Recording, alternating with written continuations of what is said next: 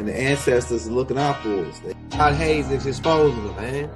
Okay, you see that chair right there? See how big it is? Yeah. Now look at the poke chair under it. Scroll down, look at the poke chair under Never have it been made so clear. Young TV.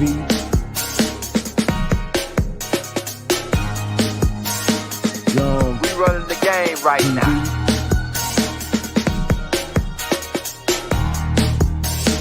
Young TV. Time to take over. Young We the hottest in the game. Hit that like, hit that subscribe button. If you just not tuned in. TV. Share, like on your Instagram, Facebook. Young TV. If you tuned in, we broadcasting live from 2030, baby.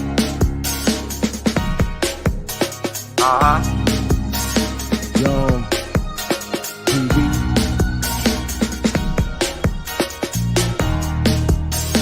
Young Taking over the game, baby.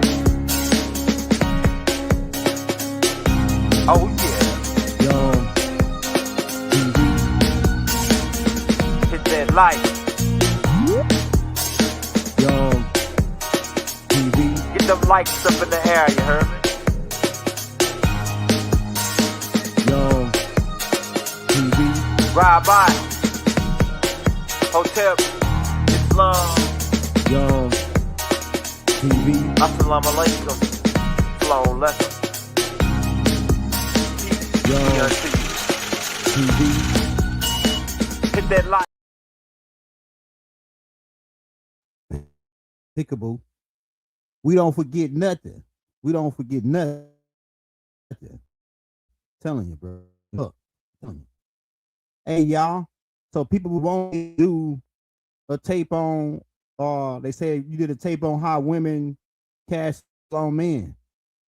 And so they want me to do a tape on how men cast spell on women. We got that coming out for you. Teaching the witches is charms. So we got a tape coming out on charms. But then once I started studying charms and then start figuring out, the ancestors start giving me more information on it. And they said, this is the source of the information, or the source of the voodoo and all of the magic. It goes back to a certain energy form. So we about to get into it. Now it's probably going to skip me when I share this, but then it's going to stop. So just give it a second. I'm going to edit all of this out. So you can, when you rewatch it, just blip.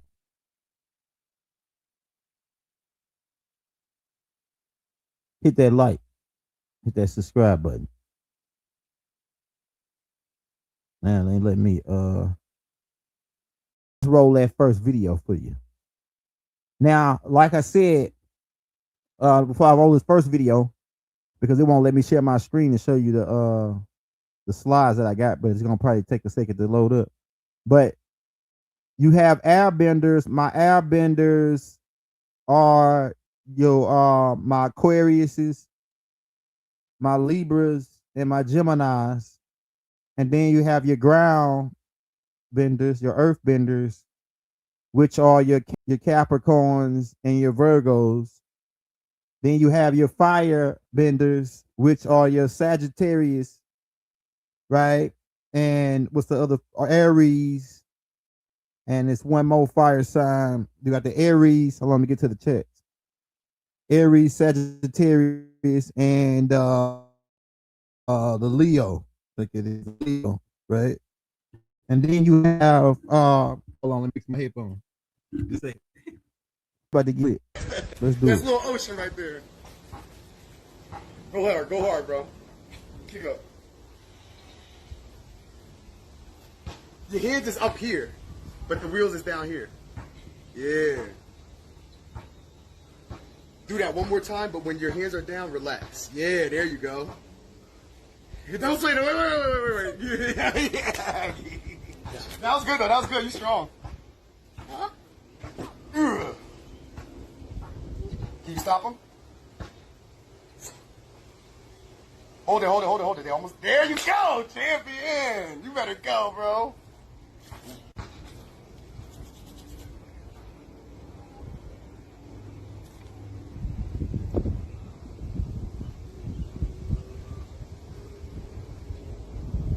And this ain't AI neither. Yeah. I wish I had some music. They really moving. I'm about to get into It's always it. easier with music. Easy to do.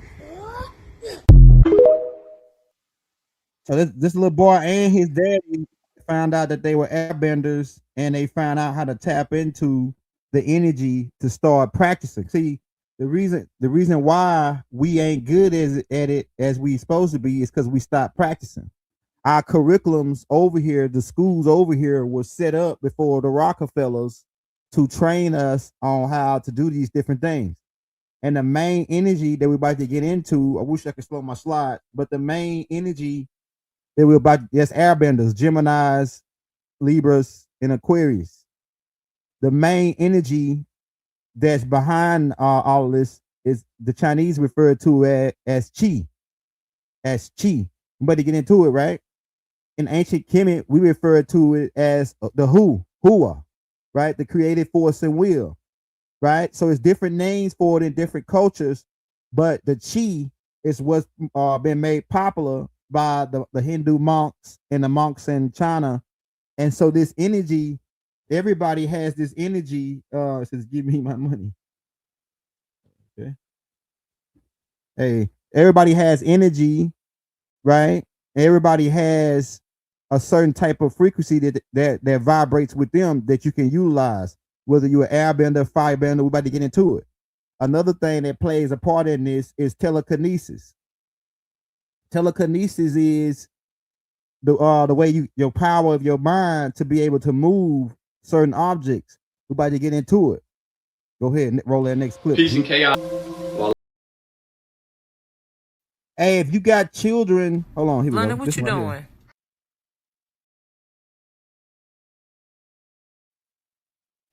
London, what you doing? I'm gonna move my paper with my mind. What you mean you gonna move the paper with your mind? I'm gonna just move it with my mind. How you gonna move the paper with your mind? You be sounding crazy. There you go with that crazy stuff again. I can move the paper with my mind. How you gonna move the paper with your mind, London? But I can move it with my mind. Let me see, cause I think you tripping. You not do what the heck? You not doing that. You are not doing. Oh, she is not doing.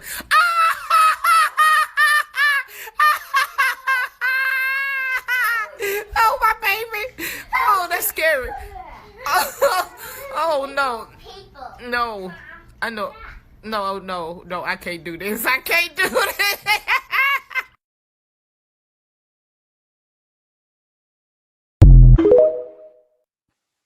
It's called an sensory. I gotta say that word. Sensory perceptions. When we get into the telepathic psychic ability, we're gonna get into that in a minute. But we're talking about the airbending tribes, the firebending tribes. That little girl right there is tapping into the chi already as a young age, and she probably don't even know that it's called chi, but she knows she could do it, right? And she's not the only one. She's not the only. But if you notice, her parent was saying that she was crazy, was calling her crazy. So if you see your kids doing stuff like this, don't call them crazy. Encourage them to practice on it more, right? Now, like the lady said that she couldn't do it, right? And the reason that is because some wizards or witches are born to two non-wizard parents, or one wizard might. They tell you in Harry Potter they got a it's called half blood, Mogurts, right? So this little girl, her mother's not a witch, but sometimes the mother could be a witch too, but due to Christianity and colonization of our people, a lot of them have been docile. And then once you don't practice it so long, or once generation after generation don't practice it, but now by default, the young people are coming back doing it. But this energy is called chi, right?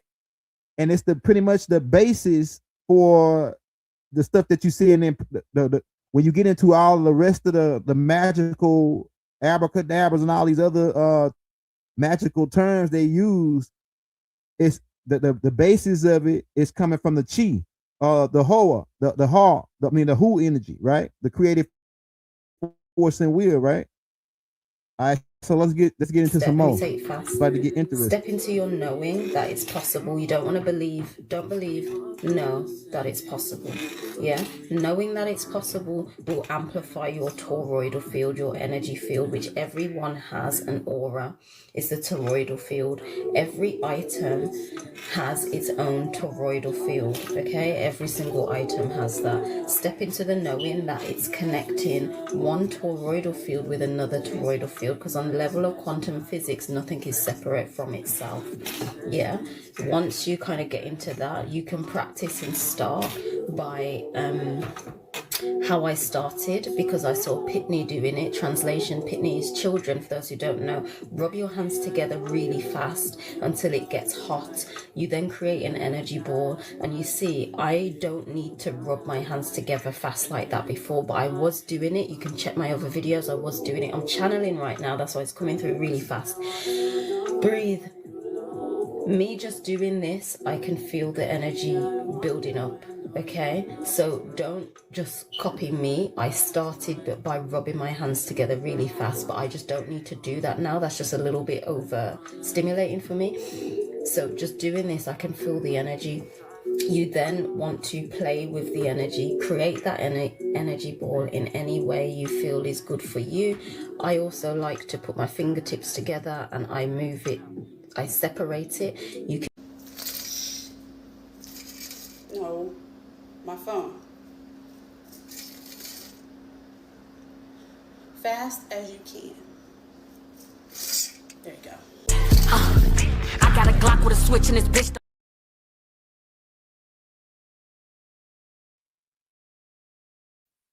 When you see, if you see stuff like that, you'll think that is witchcraft, right? But it's like I say, they tapping into their inner chi energy to be able to move these things, and it's part of your higher senses. Like I said, telekinesis, right? Because we have telekinesis abilities. Adolf Hitler and the U.S. CIA was working on different projects with different people where they were studying all this stuff, and they'll tell you that it's fictitious, is science fiction. But then now, since the internet and the social media out there, and now all of these witches, because they'll call them witches. They say she do that. Back in the day, she would have did that type of thing during the Spanish Inquisition, and when they was going around labeling everybody as witches and warlocks, she would have got burned at the stake for performing that. They would have said that's a miracle. You think that's a miracle? Tapping into the chi, right? Let's play some more.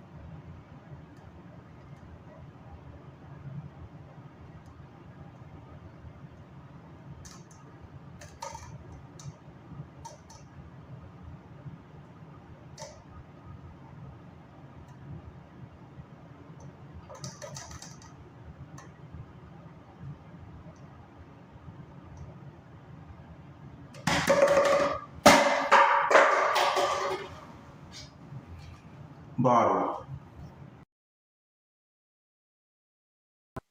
You can do it with proper training. Grab the closest thing to you.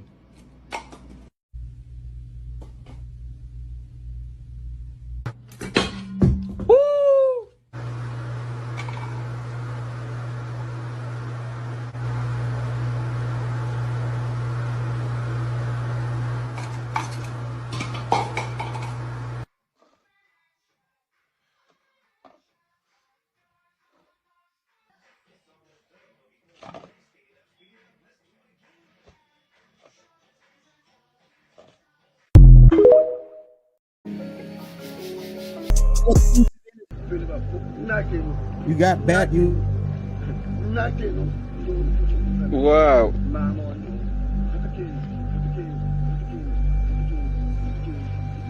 Génial.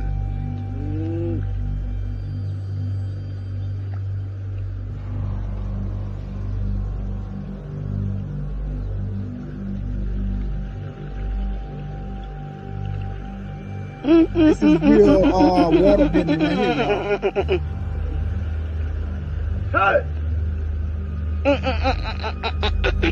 Using the key. Using the key to do it. This is the basis to your wizardry and magic, or real magic. What they call it. Like the Magi priest knew all of this. Yeah. Moses parting the Red Sea. We get that analogy and allegory, but this is really going on where people, Y'all want to see people me out do there my that got this water type of bending? power. Look at this. Watch this. Okay? Look. So basically what I do with water bending is I use my chi energy to activate the waves to make them bigger. Me just being here alone by the water can make it do that as well, but the more I activate my chi, I've been practicing it for so long that it's become very easy for me to do. So watch this. It's called water bending.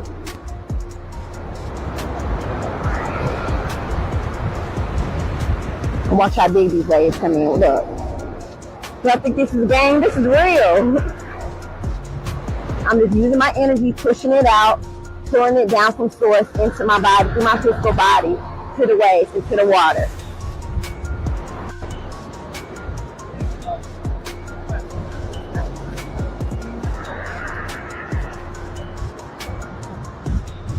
So I'm pushing them up. See? Look.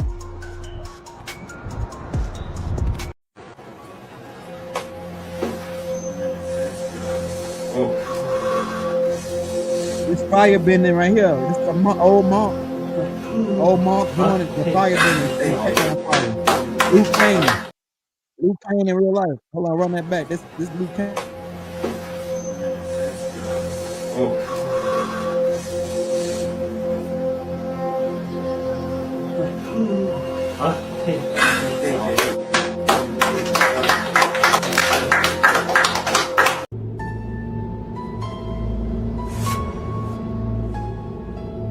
Hey, this ain't AI, man. We got more fire bending. On fire using the chi.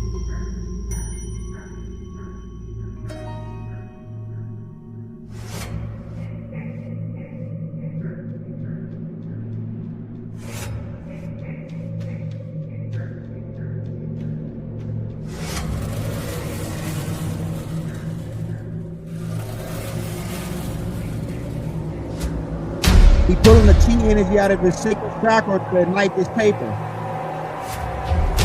Watch this. And sending it to his right palm.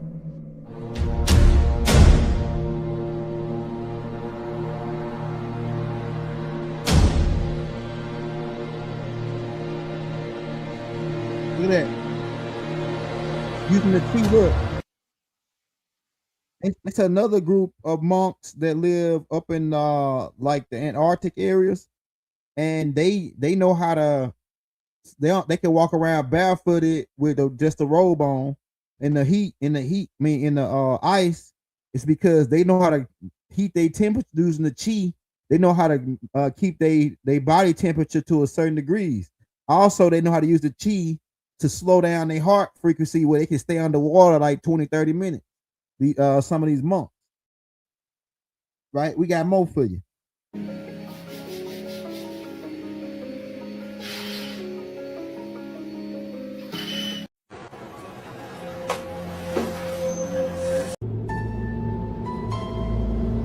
但是他极不喜欢当众炫耀，由于找他的人太多了，他只得隐居在深山中静修。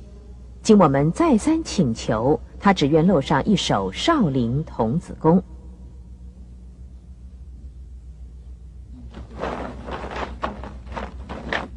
报纸是我们找来的，他卷好之后向纸里头吹气。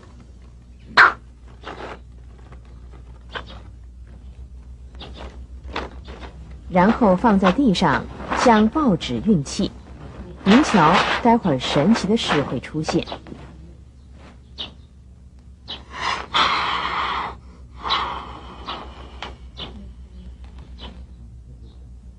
报纸竟然在极短的时间内燃烧了。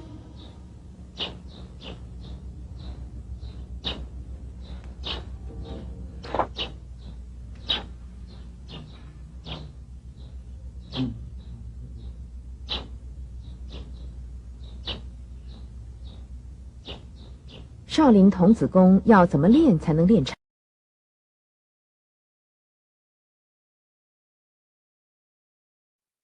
Hey, so that right there is fire. They starting fires using the chi. We got more. We got more, man. Hold on. He then took our newspaper outside and showed us how Qi can also be used to set things on fire.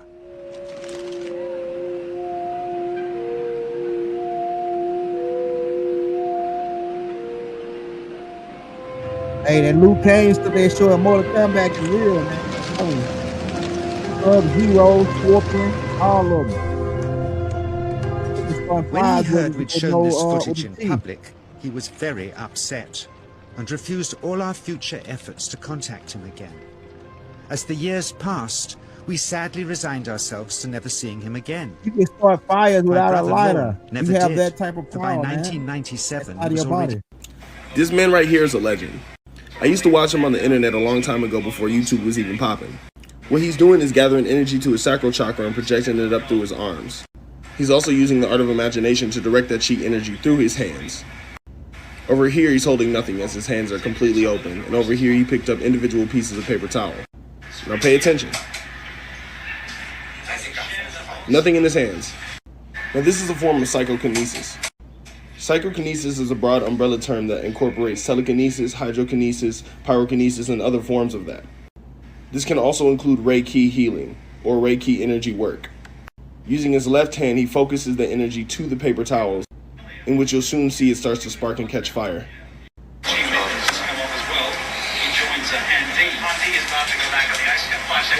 How would you know if you never tried?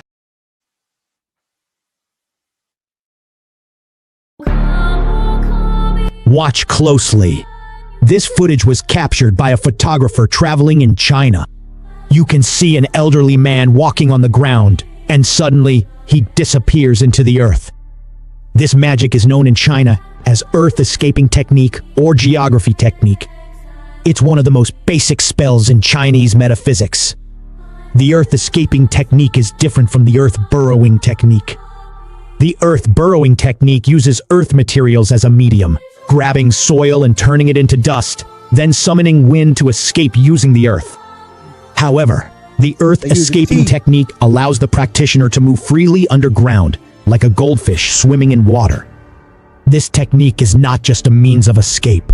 It also allows the practitioner to explore underground worlds that are difficult for ordinary people to reach. Truly, a marvelous technique. It lets one sink into the ground in an instant. All right, so that's earth bending. But keep in mind this is the basics, because people were saying, hey, teach us on how to reverse the spells. So we got to go back. We're gonna just give you a whole curriculum on the wizardry. And like I say, if you're just not coming in, hit that like, hit that subscribe button. But that chi, the chi is which we call, like I said, Hoa, the Hu energy in ancient Kemet, the creative force and will. They are tapping into this energy through the electromagnetic frequency of the planet based on their electromagnetic, because your body got an electromagnetic frequency as well, dealing with the 7 chakras, right? And so when you tap into this chi, you're able to access your powers. All of y'all got these powers, like I was telling you. And not only some of y'all might have more airbender, and like you might have three different ones depending on what your parents were. Like if you were airbender and one of your parents was a waterbender and one of them was an earthbender, you also got a 33% of their skill as well that you could tap into. So you really got 3 different. You got airbending and water bending and earth bending if your parents, depending on what your parents were, right? So like I say, this has been going on. I got a whole bunch of more videos, but I just want to say this. This is another part of this wizardry, and what you're seeing in Harry Potter when they get to using a wand. That wand is a point to channel the chi energy through. So whatever they're thinking, once they get to a certain level of their wizardry, and they learn certain special words, because we have a lot of that's why they want to take our language. That's why they was scared of us in Hades. They had to take our language because in our language we had certain spell words or certain words that we had created as a charm to carry power. So when we did that word in combination with our inner chi, that spell or that magical moment will happen because of the combination of these energies, right? So we get into abracadabra is dealing with we can get into that. That really ain't a spell. It's a spell. It's definitely a spell. All words are spell, but it's dealing with Abraham's cadabra. That's what it's really dealing with. Abraham's cadabra. We can get into it. Hold on, I got some more for you. Watch. Move your body 1 to 3 minutes. Generate chi 1 to 3 minutes.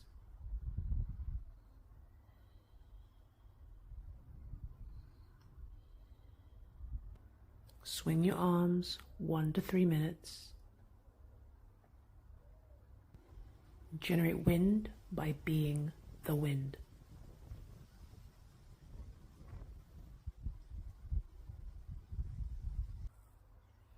Be the wind and move through a bush. This is practice, y'all. You gotta use, it's mostly dealing with your mind. You gotta have it in your mind. Use your mind. Activate your mind.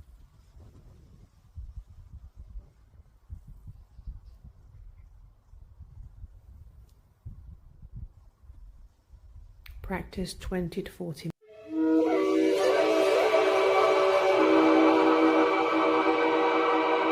All right, this is another the teeth.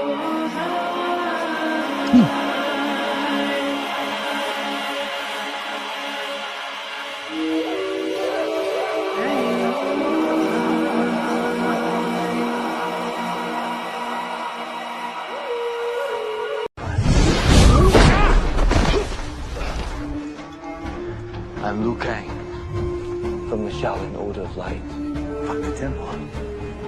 Ever wondered why the word witch is spelled with a ch at the end?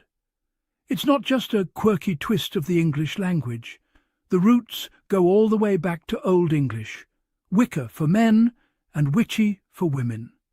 Now, when spelling reform swept through, the etch was kept in witch, so you wouldn't confuse it with the word witch, as in which broomstick should I ride tonight? Funny, but true. But here's where it gets truly magical. The letters C and H aren't just random. In the world of spiritual energy, they hint at something deeper, Qi. Or, as the Chinese say, Qi. In Japan, it's Qi. You might have heard of Qi from martial arts movies where the wise master talks about inner energy. But in the realm of witchcraft and spiritual practice, Qi is the invisible life force that animates all things, like the breath of the universe flowing through you and me. So what is Qi really? Imagine it as the cosmic glue, the vital energy in the air, the earth, the light, and deep inside your own body. It's the power that connects your physical self to your mind and spirit. In Eastern traditions, people cultivate Qi through media, people practicing breathwork, meditation, Tai Chi in tranquil park, group doing mindful exercises outdoors, breathwork, meditation, Tai Chi and Qigong, gentle movements that stir up your energy from within. It's not about casting spells with wands and fancy words. It's about tuning into your own internal power, nurturing it and letting it flow. The magic of Qi is that it's deeply personal. Unlike some systems where you summon power from outside, Qi is drawn from your core. That means the stronger your body and mind, the more radiant your energy. Over time, as you practice, you balance your health, boost your vitality, and maybe even unlock a few mystical abilities. In stories, that's super strength or magical blasts. In real life, it's more about harmony, feeling grounded, connected, and alive. Qi isn't about good or evil. It's neutral, like fire or electricity. It can heal or harm, depending on intent. And it's different from mana, which is often depicted as an external programmable energy. Qi is raw, personal, sometimes wild, but oh so rewarding to master. So next time you hear witch, remember, it's not just about spells and potions. It's about tapping into your own life force, your Qi, and dancing with the energy of the cosmos. That's the real magic. Bold subtitles pop, and remember, the watermark, the Young Gelder TV. Oh yeah, so he just broke down pretty much the Qi coming from within. It's like, so a lot of people, they want to tell you about they using these spirits to go do it and this and that, but real wizards, the good wizards, can tap into the inner Qi and then send out their spells or whatever. So, but once you master this basic part, the Qi, then we because my tomorrow class we're gonna go in more into the first level of the wizardry, but this is the basics of the wizardry. What I'm showing you, practicing the Qi, like smoking, drinking, eating bad foods make the energy weaker. So if you eating better, like, you know, exercising, get more sunlight, it makes it this energy more stronger. Some people can some people just naturals and they can do all that and still have a strong thing, is because they're natural wizards, right? They fight full-blooded wizards. Full-blooded wizards is easier for them to do certain things than others. But let's get more into this Qi. Keeping in mind that Qi follows mind. I'm going to digress for 1 minute here. If you're the kind of person that doesn't do any Qi work whatsoever, and you are pensive, if you're the kind of person that is constantly in your head thinking, your Qi will go there. And of course, if you don't have any knowledge of this stuff, you won't bother putting it away at the end of the day. You will go to bed thinking. And that Qi will go stale in your head. And eventually you will end up with mental illness, brain illnesses, disease of that nature. Could be anything from brain cancer to psycho, I don't know how I should put this, psychological problems, let's say. If you're the kind of person that's constantly thinking about sex, that's all you talk about, that's all you think about, your Qi will go there because that's where your mind is at. And once again, if you don't know to put that away and to put it back into your Dantian, it will go stale and you'll end up with all kinds of genital problems, from erectile dysfunction to testicular cancer and a whole heap of other horrible things in between. What I'm getting at there is Qi follows mind, and therefore you need to put your Qi back where it belongs at the end of the day. It's like an electric drill. Once you've finished drilling holes in a wall, you don't walk around with this drill all day long because you're going to poke someone's eye out with it. You need to put that away when you're finished with it. Every and any tool is that same thing. Now, put that aside for a sec. Microcosmic orbit. When you're sitting there, you've done your Qi breathing, you've filled your Dantian, you've warmed up. You visualize, and you visualize because Qi will follow your mind. So the pressure of your internal breath, you breathe in, down into your Dantian, and you visualize that pressure pushing your Qi up your spine as you breathe in. So you breathe in, you visualize the Qi moving up your spine, across the top of your head, inside, not across the top of the skin, but inside your skull. And when you feel it getting to this point, you relax and breathe out, and your Qi will start to fall back down to the Dantian. Past here, your pituitary gland, down past your That's why the avatar cavity, got that arrow on his head. behind The your avatar throat, got the behind your arrow on Adam's his head. apple, behind your chest, past your heart, back down into that area. And as you feel it arrive at the bottom of your Dantian, you take another breath and push it back up.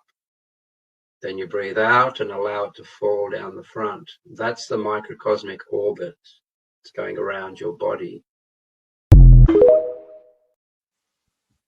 Now let's get into some more some of people using their chi.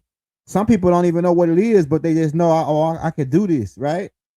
So it's people that's in jail. Like I said, they locked some of our best alchemists in jail. Let's show an alchemist in jail performing the chi using cards. Man is the truth, man. Watch this magic, man. This is real magic, man. Watch this, man. Make it levitate. Man.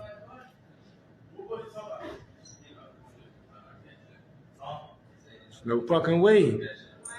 There's no way. Look at this shit. Look at this shit, man. The man make the car spin all around him, man. Ooh, shit.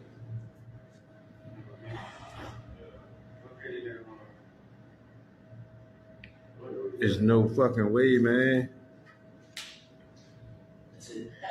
Hey, boy, and you I tough, think man. too. You tough, man. Let me see one more. I think that some of the Melanites got stronger because they do more of it than, like, when you watch one of the monks do it.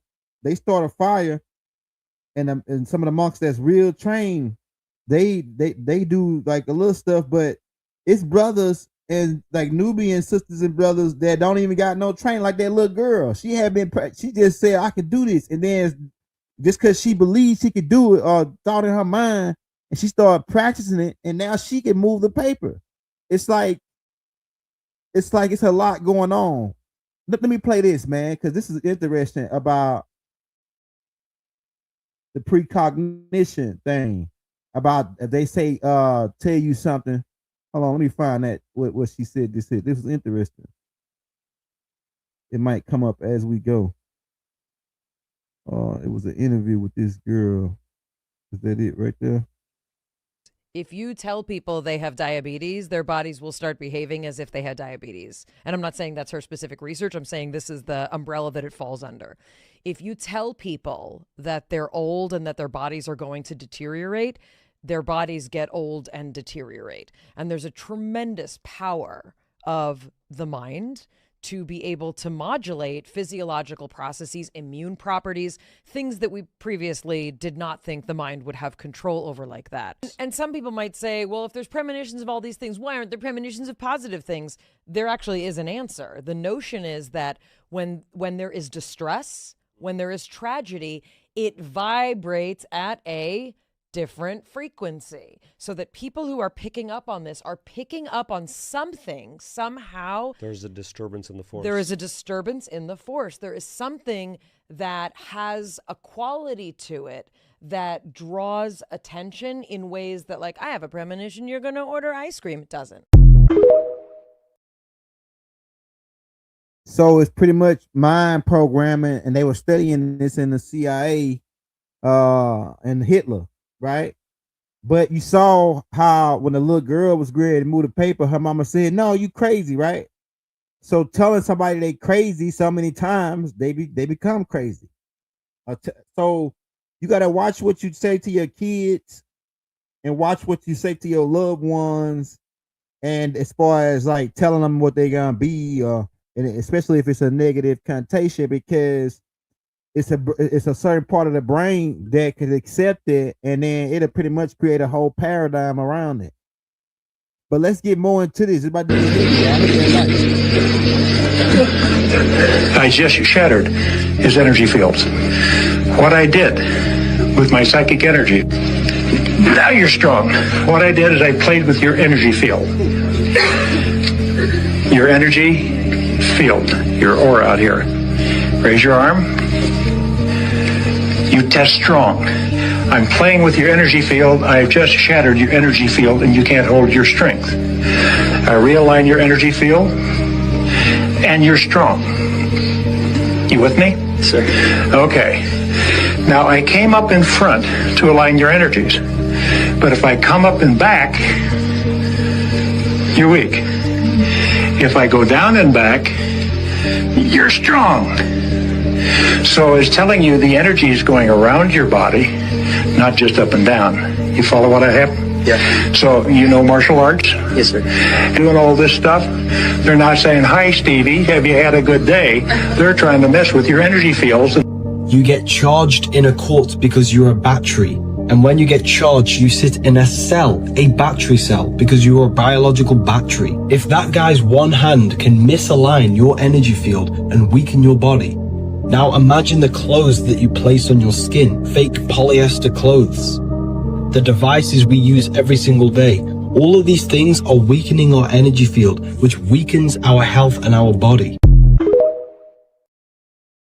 All right, look, I'm gonna teach y'all how to do something real quick.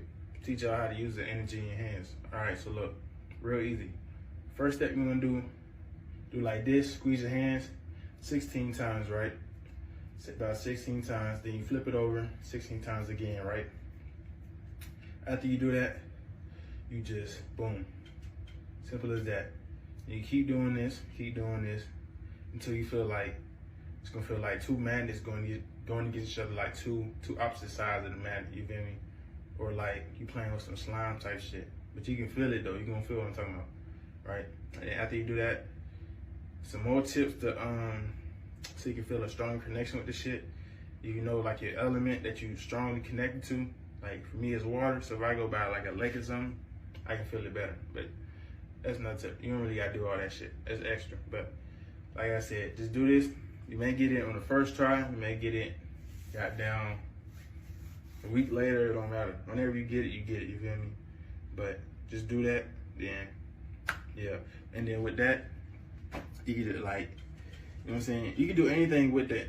Once you get all this energy, just keep practicing, conjured up and shit like that, just put your attention to whatever you want to do. Like, you want to move shit, heal yourself, make shit flow. It's just, you can do whatever with this shit. Just don't limit yourself, you feel me? Because you can do anything. But yeah, that's it. Hold on. Yeah, ain't no strings on that thing. Ain't no strings. It's usually what you call ain't no strings on this shit. Ain't no string. He can't have no string, you go behind the back. He hand behind his back. Where the string at? Where the motherfucking Ain't no string on that, partner. They using a thing called Qi. See, I'm gonna tell you what's wrong with the American Negroes. It's that you've been made to think that all of this is superheroes, Superman, and Batman, and Spider-Man, and you forgot that you the real Spider-Man, you the real Batman, you the real Blank Man. Some niggas probably don't want to be Blank Man. Blank Man lived, but Blank Man was a smart dude though, right? But you the real superheroes, crazy. You like if he must be late. He need to go back to the front where we were showing all the people. Like I say, when your children, you see them doing this stuff, don't say they crazy or get scared of it. That's what it is. You get scared. London, what you doing? I'm gonna move my paper with my mind. What you mean you gonna move the paper with your mind? I'm gonna just move it with my mind. How you gonna move the paper with your mind? You be sounding crazy. There you go with that crazy stuff again. I can't move the paper with my mind. How you gonna move the paper with your mind, London?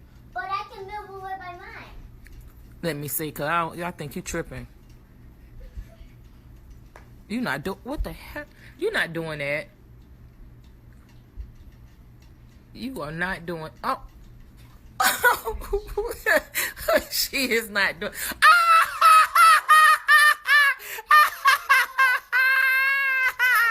Oh, my baby. Oh, that's scary. Oh no. No. I know. No, I can't do this. I can't do this.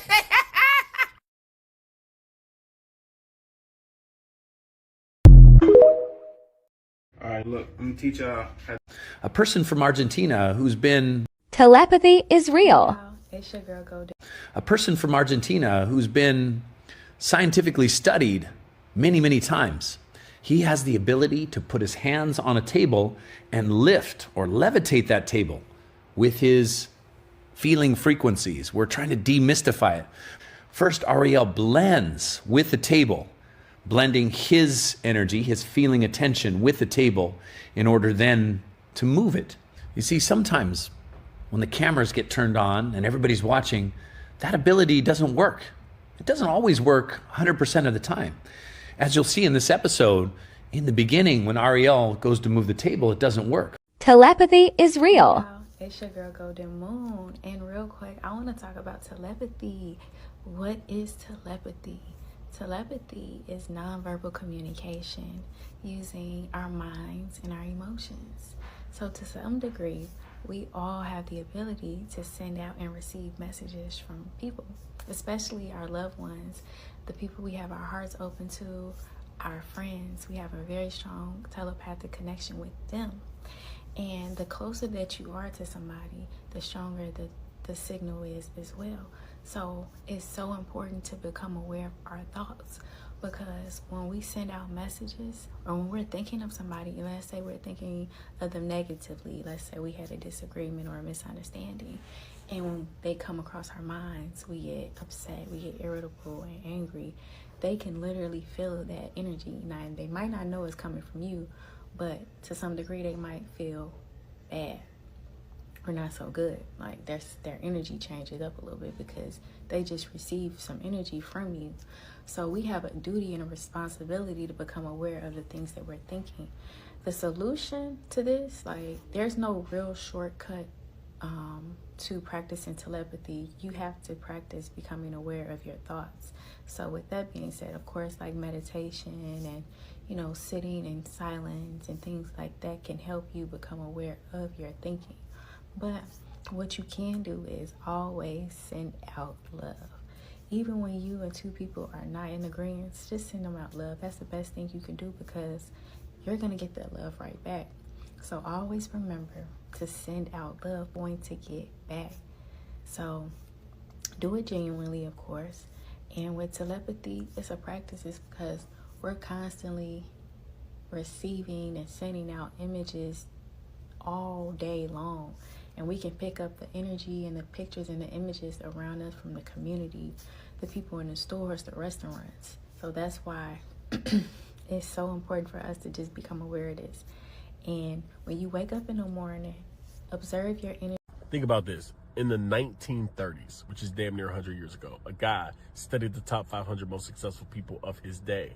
Not just monetarily successful, but happy and healthy and love their families and live with purpose. Okay, so he found the principle of telepathy was used by all of them.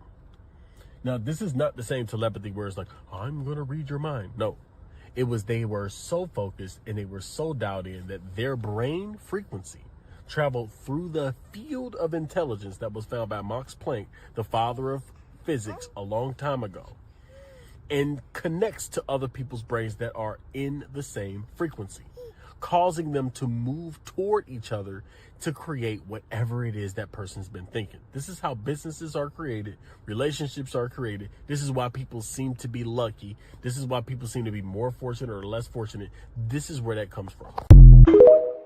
Telepathy is not reading someone else's mind. Telepathy is being on the same wavelength and having the same thoughts at the same time. You're reading your own mind, but you're having similar thoughts to the other person because you are harmonizing with them on a similar wavelength. This is why people who are in love on your planet often know exactly what each other is thinking, finish each other's sentences all the time, hardly have to say a word to be in sync. Telepathy, or what we choose to refer to as telempathy, is the idea of being on the same wavelength as someone else, being in a harmonic frequency with them. So the idea of loving yourself and being loving to humanity will allow you to become more telempathic and know exactly what each other are thinking when you need to. This doesn't mean that you invade anyone's privacy, but the idea is that you have to be on a similar wavelength to each other to really be telepathically bonded. You can read people's minds, and you've probably done it many times in your life and didn't even realize it was happening, and I'm going to explain how it works. So first of all, you've probably had an experience in your life where you've thought about somebody and then they called you, or you thought about them and then they texted you, or you thought about them and then you ran into them later that day, right? And we're like, oh my god, how crazy, coincidental, weird, blah, blah, blah. And we always feel like, oh, I could have felt it maybe, or I felt you thinking about me, right? This is actually like a very real thing, and because it happens so often, we like diminish it, but it's actually incredible. Okay, so I've been listening to this podcast called the Telepathy Tapes. It's absolutely incredible, and I highly recommend that you listen to it. And basically it is a very in-depth study of how non-speaking autistics are literally able to read minds. They have done thousands of studies and like experiments, and with like, I think overall it's been like a 95% accuracy, which is unreal. Like nothing is ever that accurate. Like that's, if it was 25%, it would be like still notable scientifically, right? But to have a 95% accuracy rate is insane. And so they've studied this so many times, and what they have kind of developed from this, I haven't even finished the podcast yet, but one of the key parts of information that they've come to realize is that consciousness is a field, right? And there's been a lot of talk about this, you know, whether it's the Akashic field, whether it's you know, the unified field, the 0 point, like I forget all the different names for it, but people talk about this, right? And basically what it's saying is like, we are all connected to this one singular consciousness, and we are able to tap into that. And so what happens when somebody thinks about you, it's almost like they send a signal to you, and then you pick up on that signal because it involves you, right? And you pick up that signal and then you think of them.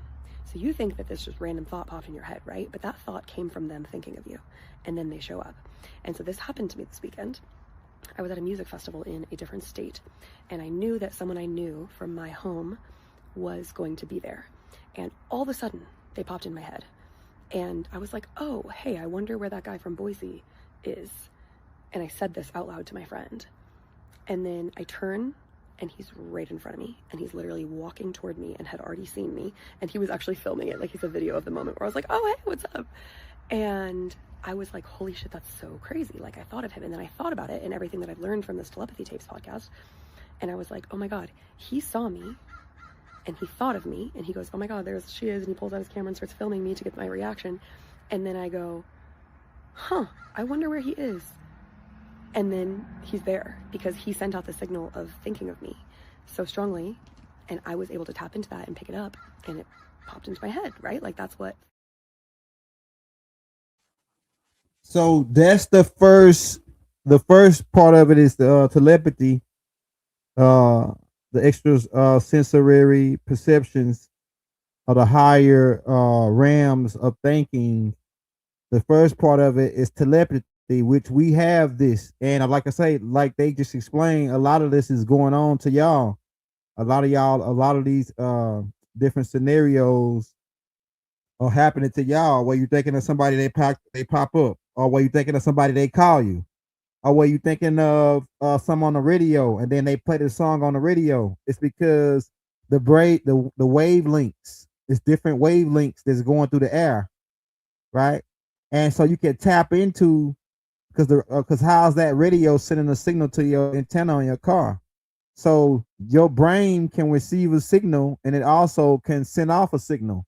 And this is connected with the chi, but this also goes to a whole nother level as far as meditation and prayer, and why prayer really works when you're setting off a signal. Prayer is like setting off a signal. Meditation is like receiving a signal. So let's get into the second half of this, which is the next half of this, which is clairvoyance. Think about this. In the 1930s, which is damn near 100 years ago, a guy studied the top 5. What is clairvoyance? Clairvoyance comes from the Greek word clair, which means clear, and the word voyance, which means vision. It's the ability to gain information about an object, person, location, or physical event through means other than the known human senses. It contributes to a very huge chunk of ESP, which is also known as extrasensory perception. With this skill, you are not only able to see spirits, but you are also able to see energies. You're also to see bits and pieces of the future and past when you practice with dedication. It is very closely related to precognition, postcognition, claircognizance, and remote viewing. This ability is to see the future, not by means of divination, but by ESP. Clairvoyance is one of the most popular ESP abilities, and it is also known as one of the most practiced of the six senses. A person who can do this ability is known as clairvoyant. With this ability, the future can be seen in many ways, but usually with clairvoyancy, it will be through visions or sleep. Sleep, I would say, is the most easiest way to perform clairvoyancy, as visions can be harder and take longer, but this is just my opinion. To do this at a beginner level, all it takes is opening your third eye and practicing visualization. This is because it takes a certain level of trusting yourself to believe what you are perceiving is in fact real. When it comes to tuning into information of clairvoyant nature, doubt is your biggest hindrance. With confidence comes increased familiarity with yourself and, by extension, recognizing the presence of outside information when it presents. There is a tangible difference between a future you create with your imagination and a future that is handed to you. I can tell myself I saw myself winning the lottery until I am blue in the face. If I say it enough times, maybe I'll even believe it's true. And then there's the sudden sensation in your gut that something bad is about to happen. No matter how hard you try to talk yourself out of it, the sensation stays there. And then perhaps you'll learn that there was a shooting down the street of your house, or your house is on fire. So the same thing goes with any information you feel you've tuned into. When it comes to learning how to tell apart clairvoyant nudges and wild imaginations, clairvoyant nudges are hard to change or brush away. With enough practice, you'll start to feel the striking truth between information you want to be true and information that is really true. So if I had to give you the easiest, simplest way to work with the art of clairvoyance, which is working with your third eye and your mind's eye, it is simply to close the physical eyes and work with the mind's eye through acts of visualization, because visualization is not conjured up thoughts and things of that. It is actually you tuning into the world around you. It is actually you using this transmitter, which is your pineal gland, to see. It's when those energies, feelings, tones, textures, colors, pictures, visions all flow through this right here, and you perceive them in the mind. This is how you start to use and activate your third eye, and this is how you begin to activate clairvoyance. So some quick ways to know that you're experiencing. All right, yeah. So if you, for all my Bible guys that's in here, hit that like, hit that subscribe button, everybody. But for my Bible guys, it talks about this in 1 Corinthians, I think it's chapter 12, verse 8, 11, make be like 8 through 15 or so. Well, Paul, the apostle Paul. Now we got something against Paul, but for you guys, it's a lot of Christians that like Paul. But Paul discussed the gifts of the Spirit, right? The Spirit is a chi, right? The creative force and will, right? The Spirit gives gifts to certain people, and really you can activate once you become a hot operate for your brain, you control all they like to do. Yeah, but you can activate all the elements, right? You ever seen this? It's called X-Men Apocalypse. Well, that the one being that can control all the elements, he was like the super being that they reincarnated out of ancient Kemet on the X-Men Apocalypse, right? So you have access. What we're getting into with this, if you're just not tuning in, hit that like, hit that subscribe button. People was talking about teach us how to reverse spells or do the reverse alchemy on the alchemy that somebody's spinning alchemy on them. So in order to give you, we had to give you the basis first of this energy that's coming from within. Once you get this part down, then when we go into you creating your charms and doing your spells, you got this energy. You already mastered the chi, so you can put the energy, send the energy out and repel the energy. And you got neutral. You got positive negative, and then you got neutral when you're doing because everything is based off another thing in this wizard world. Everything is based off three. The universe is based off three. We already did a tape on that. We did a tape on Black Magic channel about it too. About the universe is based off three. So all alchemy has three basic components. When you all wizardry have even getting the chi to come up and practicing the chi is based on three components, right? So like we're gonna get more into that as we get into the more of the school. I got a new playlist too called School of the Hogwarts. Young Gilda School of Hogwarts. This right here tape gonna go in that playlist. We already got like 30 tapes, I think, or so in that playlist. Let me unlock that playlist right now. So we're building this playlist so we can teach you all this, so you'll know how to reverse the spells. Not only reverse the spells, how to block them and send them back. There's a whole bunch of suckers out here that think they know what they're doing, and they really these voodoo suckers who think they cold, and they bunch of cupcake suckers. If you ain't got schooled by Tahuti, you cupcake. You know what I'm saying? I'm telling you. So, like I said, so if you just not tuning in, the first part we showed how they were tapping into the chi to use the telekinesis energy. Also, the telepathic abilities is more of an emotional readings. You read because everything has a color. All sounds have a color, a number, a charge. All sound, all words have a charge, right? That comes with it.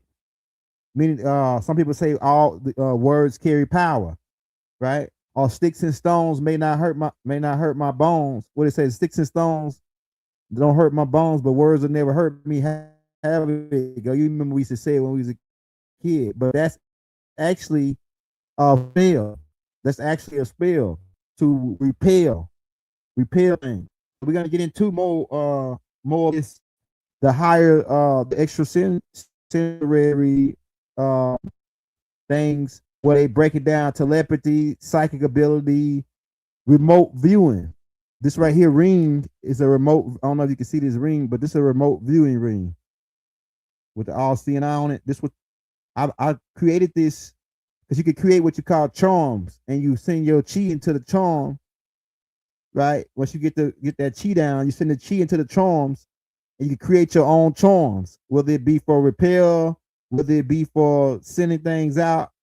Right, so you start creating your charms once you know how to control the chi and send it into.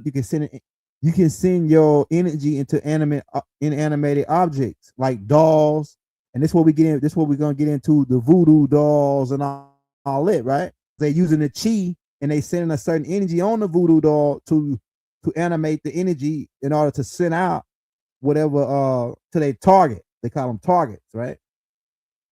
And like I say, everybody ain't witches and warlocks. If you ain't no witch and warlock, if you call yourself a minister and a pastor and you say, "Oh Jesus," you this is all for you too. This is for you too, because if you're gonna fight against bad beings, you need to know what it is. You need to know what it is all the way around. Now, if you're a wizard like we are, we are Mad Guy priests, sons of the green light. We're gonna give you the ins and outs of all of this. We're not gonna give you half-ass teach you on how this shit works, because there's rules to this, right? So we telling you that all words have a charge, all sound has a color, all sound has a number that's attached to it, and this is all gonna play out in everything that we're about to teach you in the School of Hogwarts, right? So let's get more into the higher sensory perspective. Let's go. Okay, right here. Okay, second section about clairvoyance. So, the second section is post-cognition, or retrocognition. So knowing something that happened in the past. The only two ways that I can speak to this is sometimes if I touch an object that was around when something traumatic, tragic, or an event that like bolsters a lot of energy,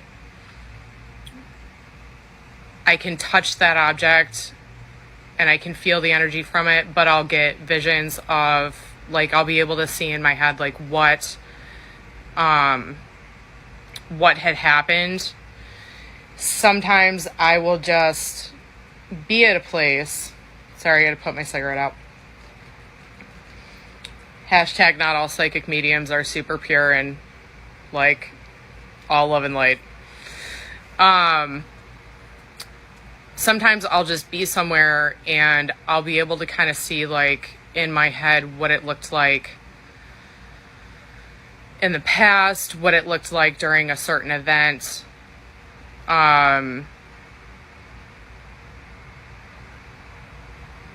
It's really hard to describe. It's kind of like you can see it in your head, but you can also kind of see it visually. Like, I'll be able to point out and say, well, there used to be a building here, or like this happened over here, or that tree. I think something that happens to a lot of us, especially in the South, which is awful, is we'll come across trees that, you know, somebody may have been hung from, and it'll feel different, and all of a sudden, like, I'll look up and I'll have in my head, like, a vision of this tragic hanging that happened. And then you can sort of turn it on and off, but post-cognition is mostly being able to just see into the past through your mind, feeling the things that happened in the past and seeing what was going on or a specific event. So that's post-cognition. And I'll be back with remote viewing.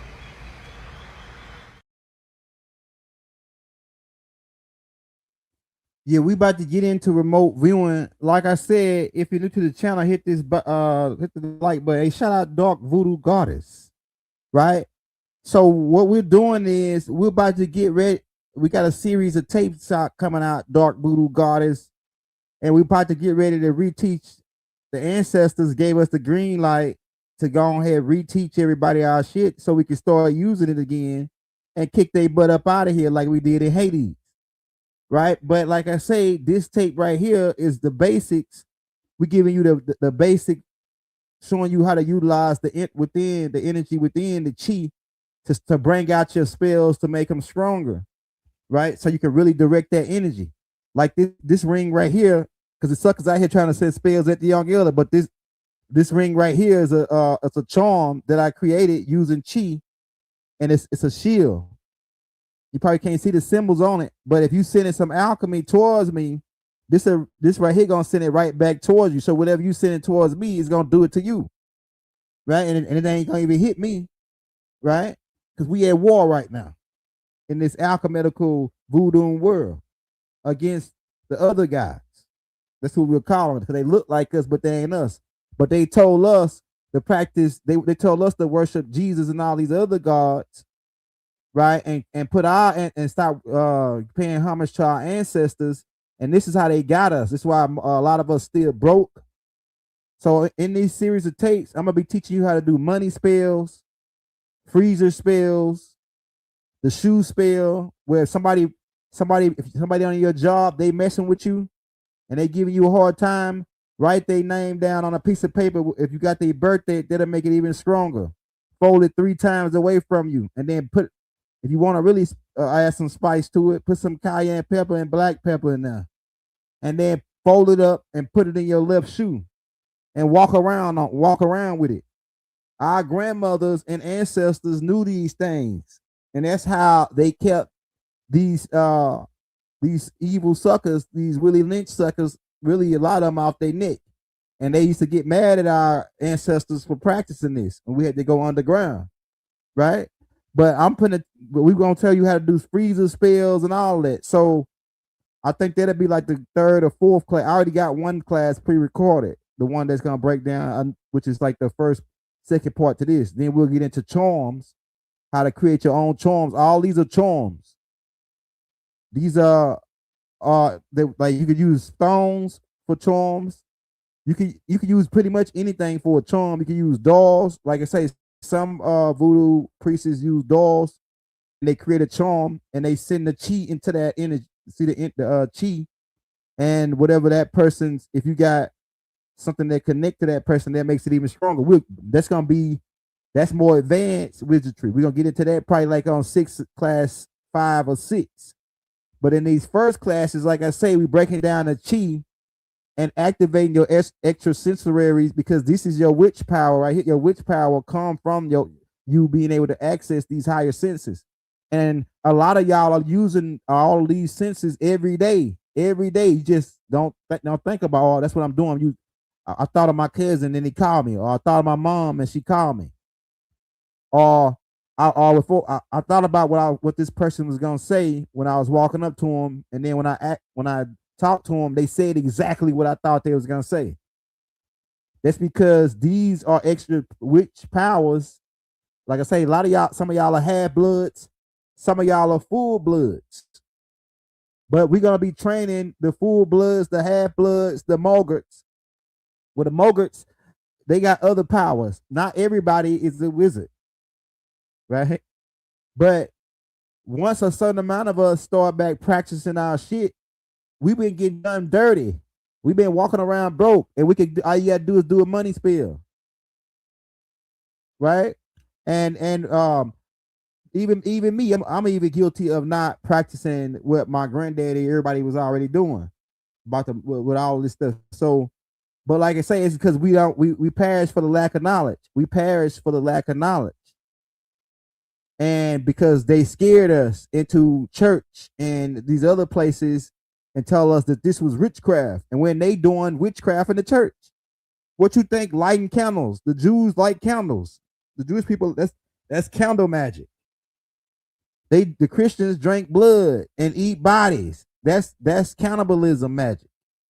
Because they do that over. Remember, Credo Mutwa said they ate a gray. They made him eat a gray alien, right? So it's rituals. They've been doing it's rituals all up and through Christianity. What you think walking around the Kaaba is? Praying fire. All this is rituals. It's rituals in all that religion. But that ritual, all those rituals in those religions is giving powers over to somebody else, God, or somebody else ancestors, and not our own ancestors. Even though we could get into a lot of those people that they worship is really us. A lot of the people that they like Allah and all them, that's really us. Right? They really worship us. But then they tell us to turn our power over to the beast. They make us worship the beast and turn our power over to the beast, when we got all got this power that I just showed you at the beginning of the tape, the chi. We all got inner power. Then with that inner power, once you start to develop more of your all your higher senses, then when you start to do your spells, you got more. When you get your wand, when you create your own wand, and then you start to use the chi with the wand, you will begin to see that this ain't no TV shit. This is really going on. People are really, you can really start fires with a wand once you understand the chi. Because the wand, when you get to the wand work more with you, right? But let's go into more of this, the clairvoyance, the higher senses, because this is critical into understanding your wizardry, right? A lot of y'all losing these powers. Like a lot of y'all right now, you could close your eyes. Like if you want to figure out something, or you really want to figure out something, you could close and it's called, they clipped me. Yo, so that remote viewing. I'm about to go back and edit all them cuts Saturday when they chop me up. That's called remote viewing. And so the CIA and all these people and Hitler and them and the government, they already using people to do remote viewing on Mars and etc. You people do this all the time. A lot of y'all listening remote view all the time. You just don't know, okay, this is remote viewing. This is at you probably called it astral projection to a point, but they termed it as remote viewing. We about to get into more of that, but let's play more of these tapes and get more So I had a information question in. where somebody asked me, how do you enhance clairvoyance? Clairvoyance is basically when you just know things without knowing how you know them. You basically just have very, very, very strong intuition. You know the outcomes of things. You know how people are going to move in certain situations. You know how people are. You can read their entire character. You can even read their background. You can read their childhood. You know, it's basically that. Kind of like the all-knowing psychic ability. So how you want to strengthen clairvoyance is to know that everything is connected, first of all. Everything is connected. So what I mean by this is everything is always communicating with you. Everything. When you're riding down the road and you just so happen to look at a billboard that says something that's corresponding to a certain thought that you have, the more that you can accept the connection between yourself and the matrix, the better and the stronger your clairvoyance is going to be, because everything is communicating with you, because everything is you, right? That is some very deep shit to have to take in on a daily basis. Comes with a lot of accountability, a whole lot of stuff. So when you come in contact with people, you have to be very vigilant of everything about a person's communication style. Everything a person is communicating with you. Everything. Don't just listen to what they're saying. Listen to how they move and listen to how they say it. Feel their energy. This is a psychic ability where you have to get rid of what people call logic. Because logic will tell you to see shit at face value. Clairvoyance will tell you to see things at the energetic level of everything underneath face value. You have to see the energy beneath everything when you are basically communicating clairvoyantly. Like right now, I ain't even gonna go in on that, fuck it. I digress. Anywho, everything communicating with you. People are always how do I put this? Let me take my time with this. And it's not something you have to study. It's something you have to feel into. And once you feel into it, it's almost like a frequency that you stay on. Because you can realize that everything is talking to you. The spiders, the bugs that come to your window, the certain birds that fly by your window. When a storm comes right at the moment where you've gotten a major discovery about yourself.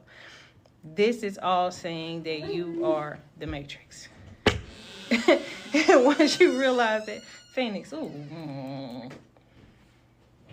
and once you realize that, yes, it makes life easier, but no, it also makes life a little harder at the same time. So, clairvoyance is a very high level ass psychic ability to have. I'm not gonna lie. It's like dissolving barriers. Once you dissolve barriers, you can look at a person and see their timeline. You can see where they came from. You can see the wounds in their face. You can see the wounds in their soul. You can feel it in their tone when they're talking. You know what I mean? A lot of y'all can do so this. much is communicated through people's energy. And you don't have to study this, although studying it can make it stronger. Also taking on a certain divination tool like tarot, pendulums, astrology, whatever you want to take on. If you want to use a certain divination system, that does help it. That helps you to I guess you could say concentrate it, but you don't need anything other than your intuition. Also, when you have a strong intuition, when you're naturally clairvoyant, you're going to initiate yourself. Okay? People who are like this, you know what I'm talking about. Your intuition will talk to you. And I'm not talking about with some things, like a certain person. I'm talking about with everything. You could be at the grocery store and your intuition say, don't grab that box, grab that box over there. Listen, every time. Don't grab that bag of apples, grab the other bag. Every time. Listen, okay? Don't go this way, go that way. Don't put 10 in your tank, put 15 in your tank. Everything will communicate with you. And the more you listen to it, the more it's going to guide you in a stronger way. And it's going to guide you in everything, because remember, you are all of this shit happening. So you'll begin to see the synchronicities, and that's what strengthens it, because once you trust it, it gets stronger. Once you listen to it, it gets louder, and you can't shut it off even if you wanted to. You wouldn't want to at that point anyway. So that's how you strengthen clairvoyance, basically, is you remember that you are connected to everything. There's actually no boundaries between you and the thing sitting next to you, you and the object that you're holding in your hand, you and the person that's sitting right by you. There's no differences. There's no actual barriers. This is all just energy at different frequencies. And once you can tap into the energy of the frequencies, the frequencies of everything, then you can understand everything. One thing that will stop. Hey, shout out Miss Poppins, right? Miss Popper treat tea. Yeah, hey, shout out. Hey, it's in the Bible too for you Bible people. Like I say, the Bible is full of witchcraft. Moses and his staff and the Pharaoh and his staff, they both were wizards. Except Moses was a wizard for God. And they call them ministers and preachers. Right? So look at this. Also, too, the gifts, these gifts that she's talking about, this is one of the gifts that's mentioned of in 1 Corinthians chapter 12. Right? Chapter 12, where Paul goes into the gifts of the Spirit. So that's what you're talking about, Miss Proper tree, tea. All right. So all this ties in together, but this is the essence of the wizardry. Right? Everybody get more into it, man. We just not getting started. Hit that like, hit that subscribe button if you're new to the channel. Being a clairvoyant is not for the weak. I'm trying to tell you. Like, the dreams just get more and more intense. If there's ever anything that you want to know, all you got to do is go to sleep. More than likely, the truth will reveal itself to you in a dream, and you will know exactly whatever it is that you were indifferent about. You don't have to ask anybody any questions. You don't got to go searching for advice. Your dreams is going to be the one to tell you. God knew what he was doing when he made clairvoyant individuals, and I stand on that. Y'all, I got to break this down for you, okay? Clairvoyance is the translation of energy it projects in your mind's eye. Your pineal gland has DMT in it, but I teach my clients and students too that you also have DMT in your actual lungs. Okay, so breath work is very important. Okay. This is the biggest thing with clairvoyance is everybody does it differently because everybody's one of one, but they always try to be everybody else though, right? Everybody's one of one, be you, right? Everybody's gonna love you because you're one of one. Your clairvoyance may translate differently from a lot of people. Maybe it comes in gifts, meaning it reacts into emotion and then it backs up. So I tell my students that looks like a memory to me, right? It's different from a premonition where you have a dream and everybody's in it. It felt real, and then you're trying to translate and portray what's actually in this dream. Okay, this is my thing. I've been doing this since 6, and I ain't never listen. Some people just have like, okay, so when you translate this in energy, say somebody tells you a story, you literally zone out, right? So that's what I call like a moving meditation. When you're doing something, right? When you're driving your car, you're really, really tired at night, right? And then you don't even know how you even got home. God got you home, right? But your body goes on this autopilot. Well, okay, we're having this human experience, whether you believe it or not, all right, whatever. Okay, so you keep doing these things, okay? So you're having this moving meditation. This is how I tell people how these dreams blow into reality. This dream right here that I'm doing, this was in 2016, right? I tell a lot of people have patience because of the fact that a lot of people thought that they were crazy, so I started this company. You aren't crazy, you're just catching on to everybody that's actually called you crazy, right? Keep up, so. Part about clairvoyance, it's like a lot of y'all do it. A lot of y'all can, it's called reading, right? Because a lot of y'all can look at people or sit there and talk to them for a second, and you can pretty much tell them their whole life story. It also ties into the people that's got this ability. It's got a big imagination. And you actually, if you got this ability, you might want to start writing books and try to get into creating like movies, etc., videos, choreography. You are, because you're good at creators. Y'all a lot of good creators, people that got this talent. And like I say, most of everybody, all of y'all got, a lot of y'all got these talents. All you got to do is activate them. Now, some people might be stronger in other fields than others, right? Let's keep on going. Hello. So let's talk about precognition and premonition. What's the difference? What's the difference? So first, let's break it down. Pre means before.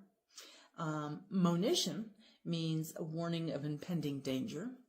And cognition is the mental process of gathering information, acquiring information. So precognitive or precognition is to know things or events beforehand. It's foreknowledge. Premonition is a vague sense. It's a sense or feeling of an upcoming event. It's a gut instinct. It is like a little disturbance in the gut area, telling you that something is building, something's coming. So, precognitive. I used to, when I was a child, have precognition about conversations I had with my mother, or I was going to have with my mother. And I didn't understand what was happening at first. And so I would have this conversation, full-blown conversation with my mom. And then the next day, she would start the same conversation over again. And I'd be like, we just had this conversation. And she's like, I don't know what you're talking about. We did not. So for me, I think that was a safety measure. Sort of like deja vu. Remember that, deja vu. And I think I wanted to kind of know ahead of time what's going to happen. So I think that was kind of a survival technique for me.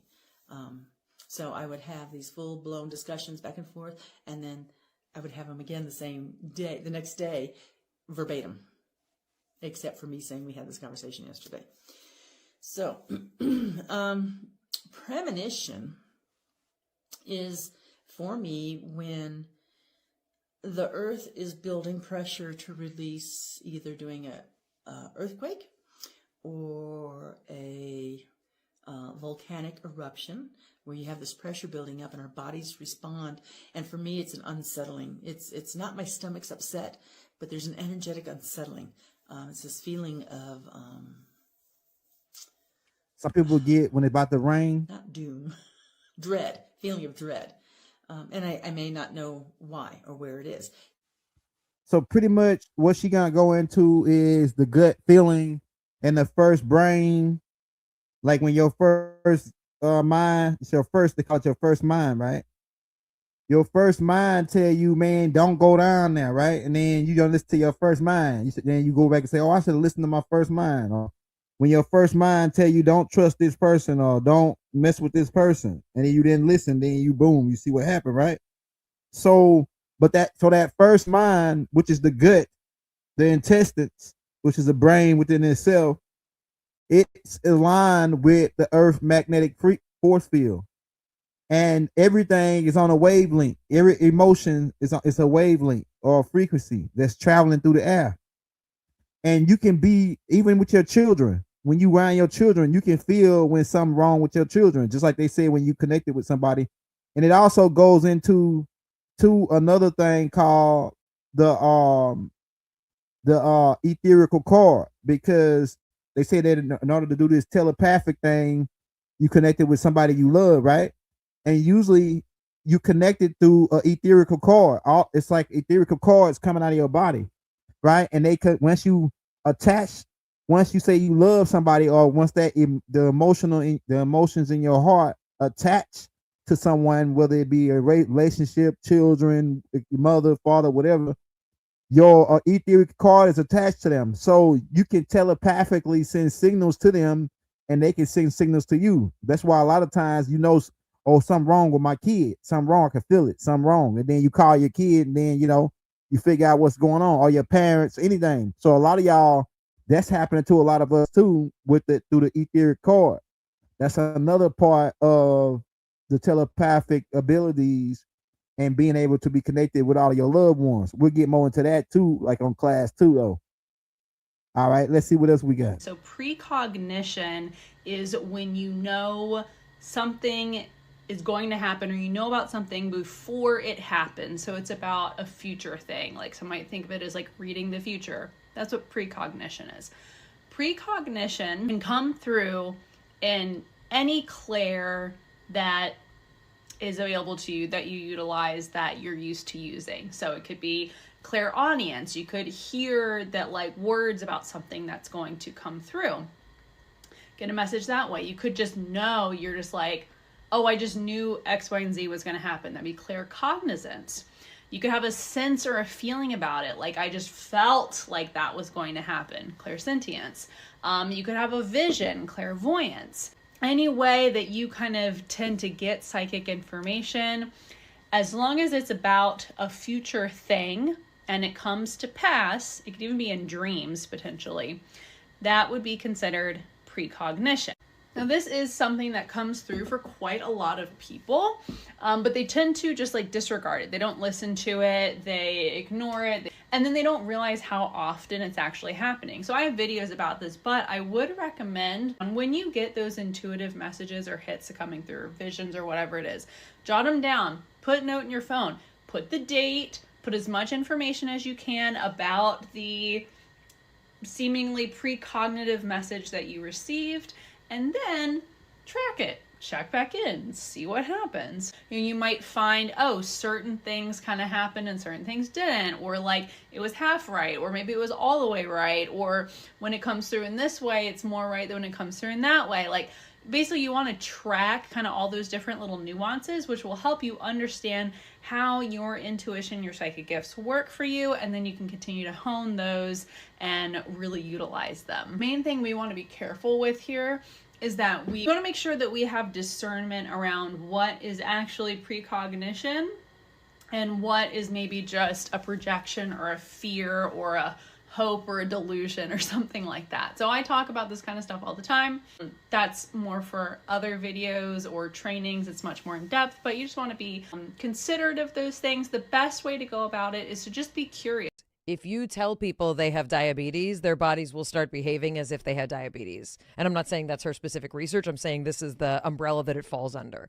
If you tell people that they're old and that their bodies are going to deteriorate, their bodies get old and deteriorate. And there's a tremendous power of the mind to be able to modulate physiological processes, immune properties, things that we previously did not think the mind would have control over like that. And some people might say, well, if there's premonitions of all these things, why aren't there premonitions of positive things? There actually is an answer. The notion is that when there is distress, when there is tragedy, it vibrates at... Yes, if you look at the evidence for precognition,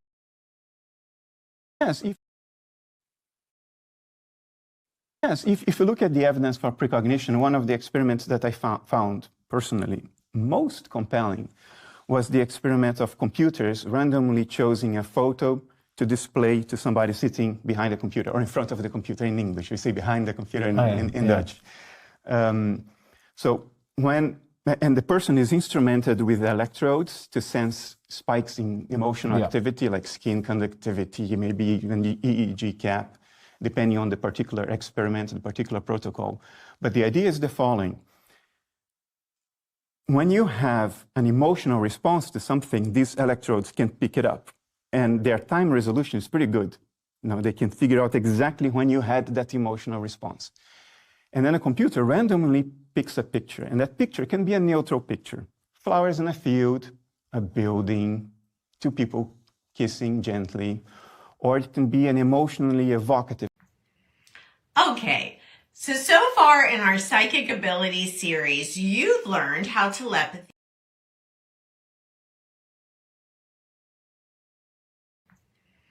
Okay, so far in our Psychic Abilities series, you've learned how telepathy differs from clairvoyance, which differs from precognition. But today I want you to learn about retrocognition. So this is the ability to see past events. And this is what Edgar Cayce, the renowned psychic I talked about earlier, had this strong ability to do. When he gave individual readings for clients, he would often repeat significant happenings in a person's life while going over all the years until the date of the person's birth. Actually, in one reading, he was incorrectly given the date and location of the birth for a young girl he was reading, and he responded, "We don't find it here." He had been incorrectly told the child was born on January 24th, 1919, and after a short pause, he finally said, "Yes, we have the record here." He was also able to share about the ancient mysteries and I'm what you call a dream psychic. I've had precognitive dreams since I was about 12, 13 years old. That I'm aware of. I may have had them sooner than that and don't remember them. I'm what you call a dream psychic. I've had precognitive dreams since I was about 12, 13 years old. That I'm aware of. I may have had them sooner than that and don't remember them. I had a dream last night, and I feel like I should put it out there so people be warned. Something really bad is coming, and you're hearing it here first. I'm not talking about all the political stuff. I don't know what it is. But when I dream of muddy water, it's bad. Before 9/11, I had a massive dream about muddy water, and I'm not going to go into it right now, but 2 weeks later, 9/11 happened. The dream I had this time was like this. I was in some sort of a security facility. I have a background in criminal justice. A lady asked me if I could multitask, and I pointed to this big control panel. And I said, "You see that control panel?" She said, "Yeah." I said, "Add about 800 security cameras to that, and doing cuff counts, key counts, and signing people in and out." I said, "Yeah, I can multitask."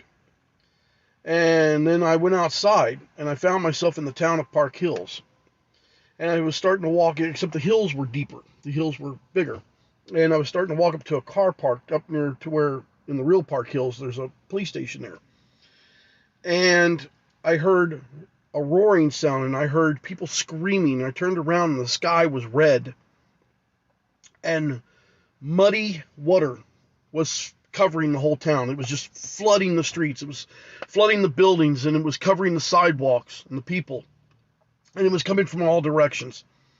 And I started running up to the hill to where the parking place was. I was like, "Oh my God." I'm like, "We got to get out of here. There's no place to go." And I knew that the only safe place was on high ground in that spot. And I wasn't sure if I was going to make it. I wasn't sure any of us was. That was the dream. I woke up after that. I'm telling you all this because that dream tells me that there's going to be a major event akin to 9/11. And a lot of people are going to die.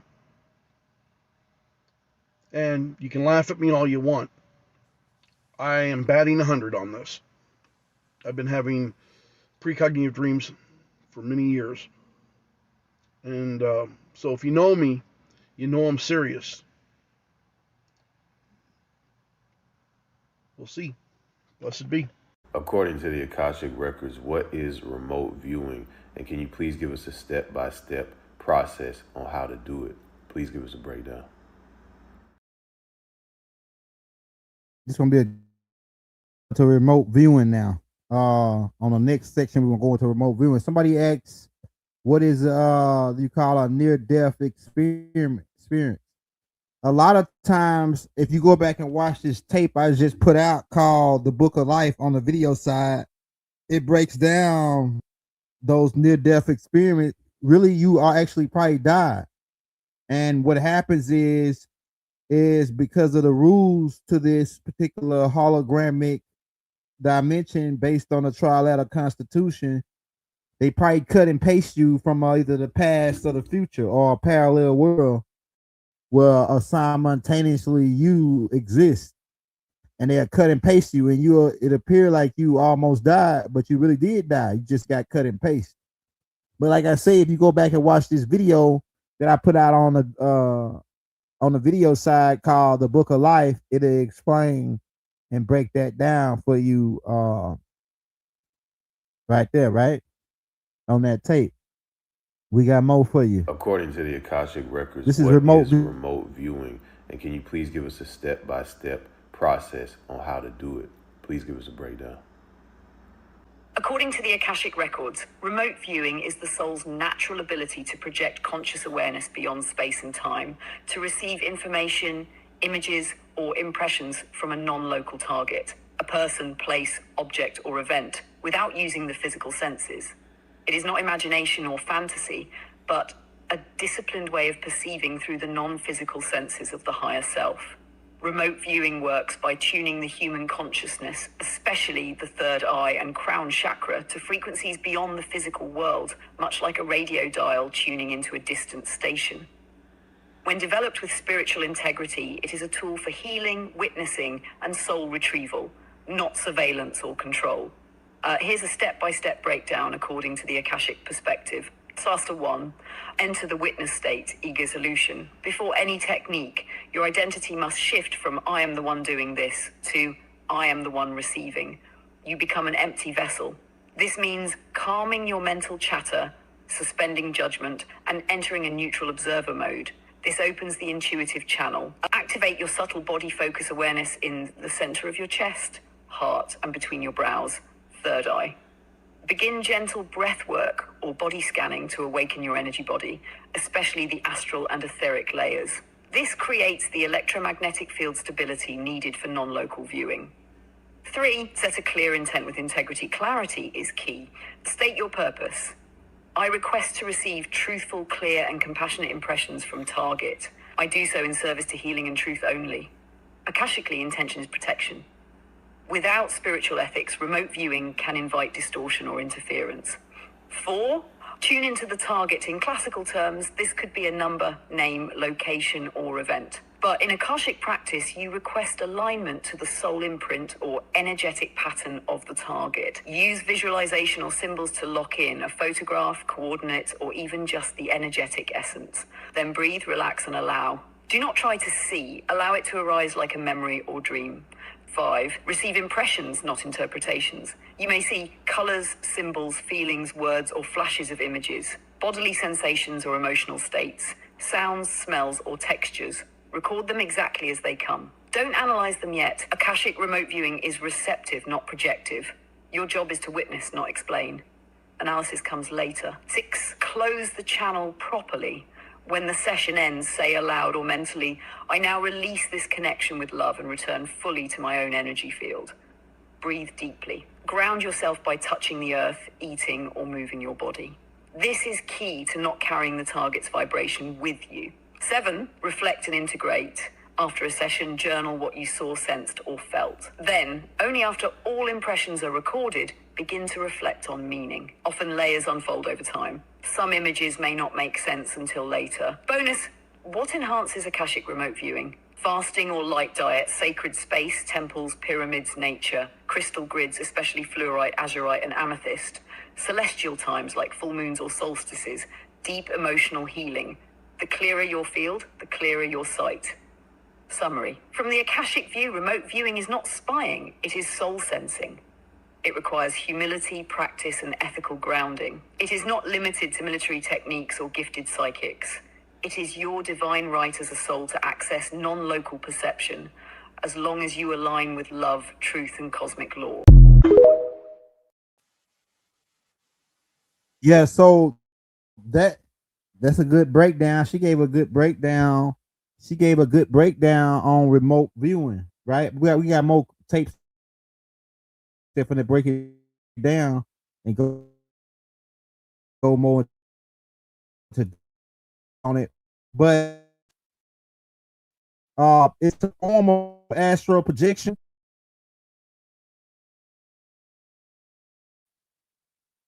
Look how they cut me. We want to go back and edit that part. Astral projection. And like I say, a lot of y'all are doing this right now. You just didn't know, okay, that's what I was doing when I'm able to go and visualize a place like you know what I'm saying, and view a place and look around and see things. And this is a part of your wizardry. This is another aspect when you start practicing it. This is a part of when we start teaching you the spells. This is a part of it, being able to go and look and see, find out things. Not everybody gonna be able to do this though, because like I say, you might not be that type of wizard. You might have another type of gift. And shout out that what her name is, Miss Proper T. Yeah, the gifts, like I said, I mentioned of in First Corinthians by Paul. The gifts of the Holy Spirit. They call it the Holy Spirit. We call it the Chi. I mean, well, the Chinese call it the Chi. We call it Hoa or Ho or Hu, which is the created force and will, right? In ancient Kemet, we call it Hu, as in what the owls chant. Hu, Hu. And also, Hu is one of the spiritual attributes connected with Tahuti, right? Connected with Tahuti, the breath, the wind, the spirit, the Ka. Right? We got more for you. It don't stop. It don't quit. Let's bring more for The you. dangers of remote viewing. So I'm really glad you asked this question. When you remote view, can others in the location tell that you're doing it? So this is an excellent question, and I just wanted to do a video talking a bit more about the dangers of remote viewing. So yes, this absolutely can happen because energy can be traced. Your energy leaves a trace, so your energy can be traced back to you. So loads of people have asked me to do videos showing them how to remote view, but I won't do it because there's so many dangers involved in it. It's something that you do really need to know what you're doing. So I've told the story before about when I just started remote viewing and I went to somewhere that was really dark and I didn't fully know what I was doing. I didn't properly cloak and protect my energy, and I ended up being followed home by something very dark, and this was a powerful demonic being, a feminine demonic being, and she tortured me for about 2 months before I finally was able to banish her for good. She made my life a living hell, but I really learned from that experience about the dangers of remote viewing. So now I am very careful with where I'm going and what I'm doing. So it's very well known to the CIA and all of these agencies that there's remote viewers out there and that it is a thing. They use them themselves, so they know that people are able to remote view their technology, their bases, what's going on there.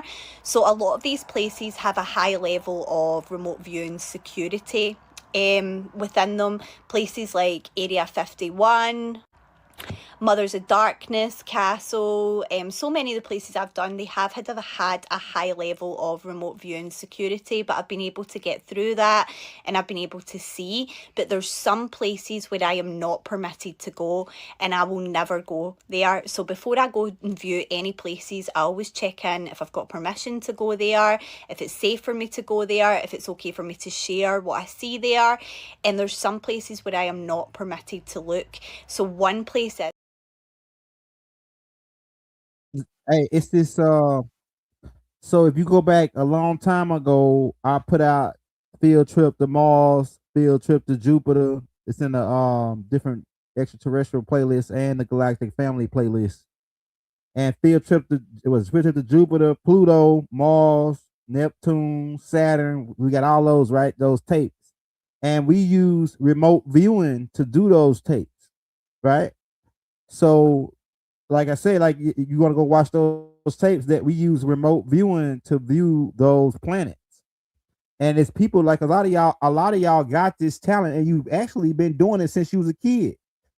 And then sometimes some people try to muffle it without knowing it. They'll say, come back down to earth, or why you always out of your body, out of space. My mama used to say that all the time, right? So if you got kids that are doing this, you got to nurture it, because this is a superpower. This is a superpower that we have a lot of extra powers that we haven't been using because we've been colonized. Straight up, man. You know what I'm saying?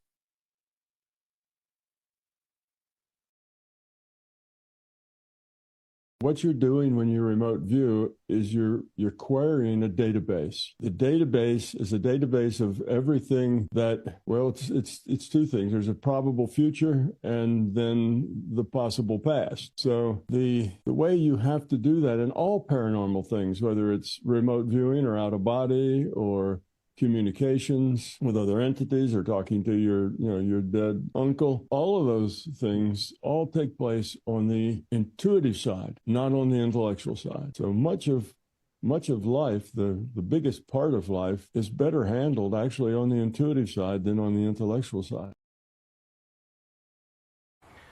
Because certain things that I held sacred, I found out were not so sacred for me.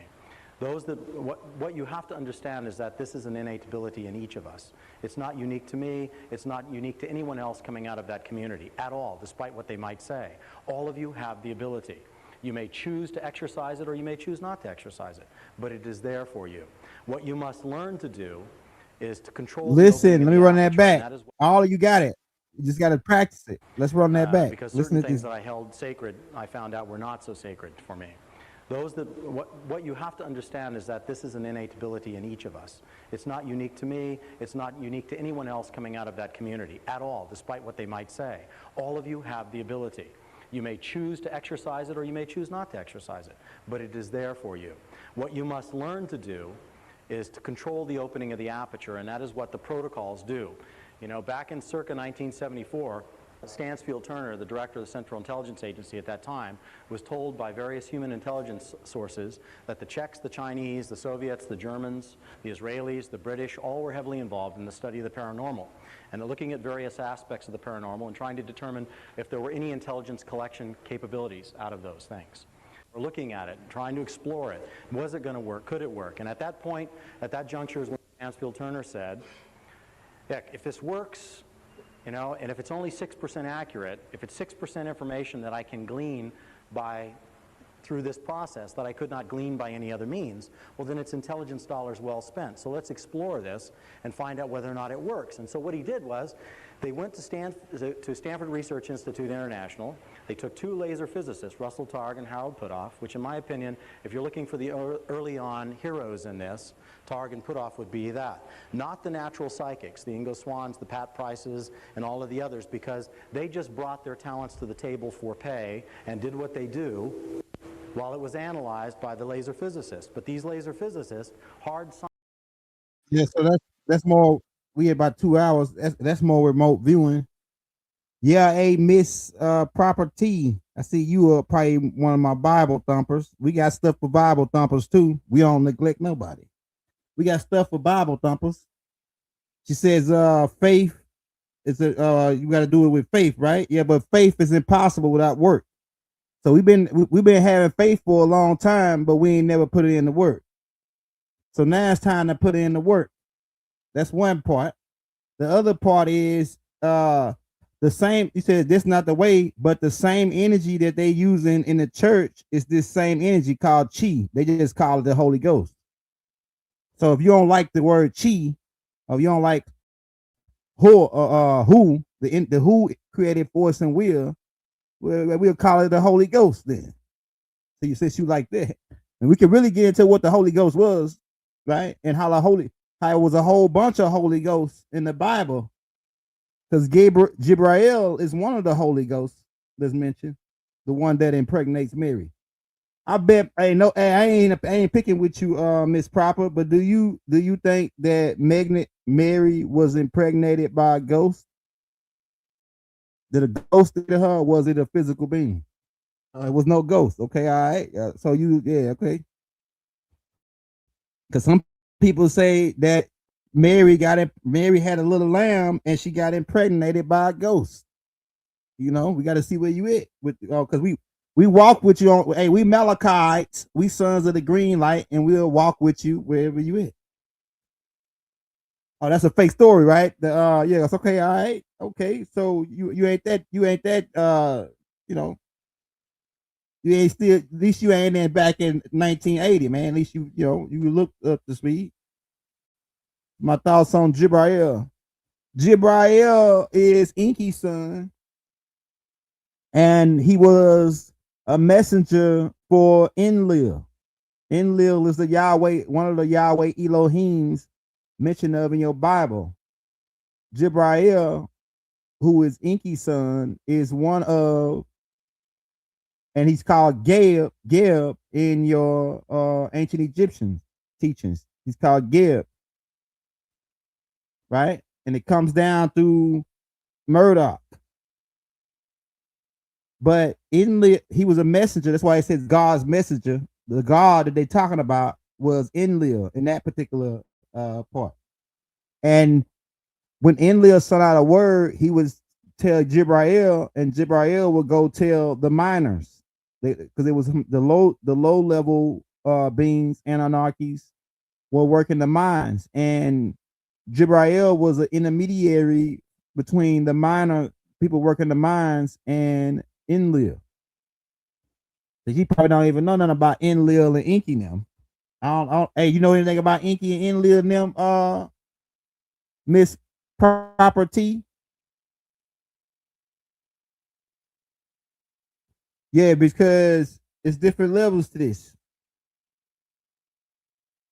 Right?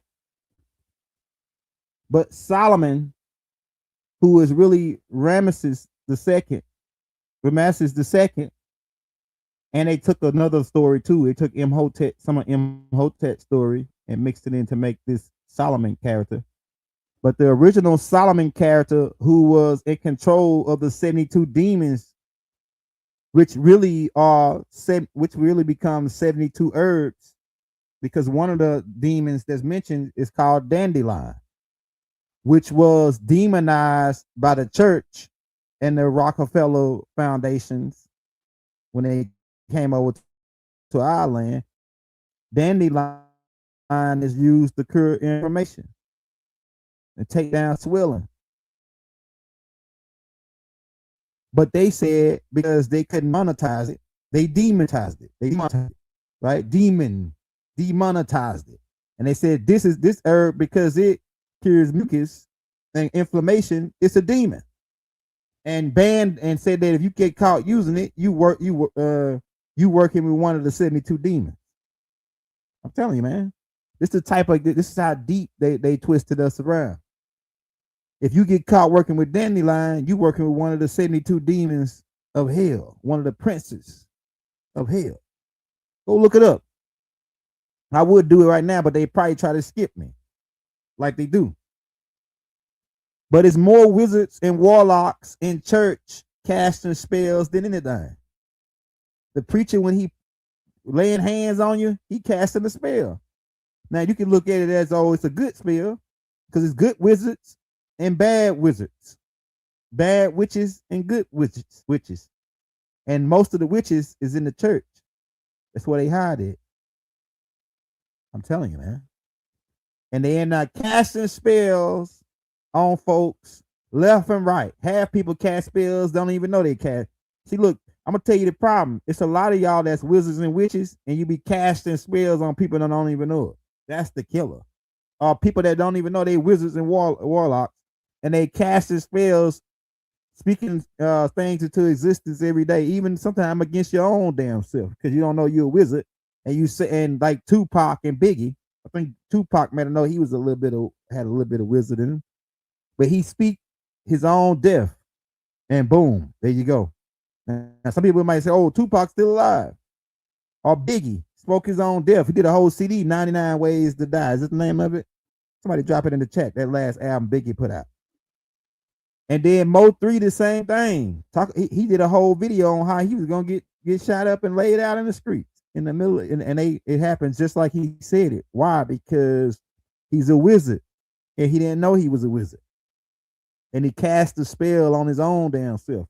Never speak out or say you can't. None of this. Don't say none of them.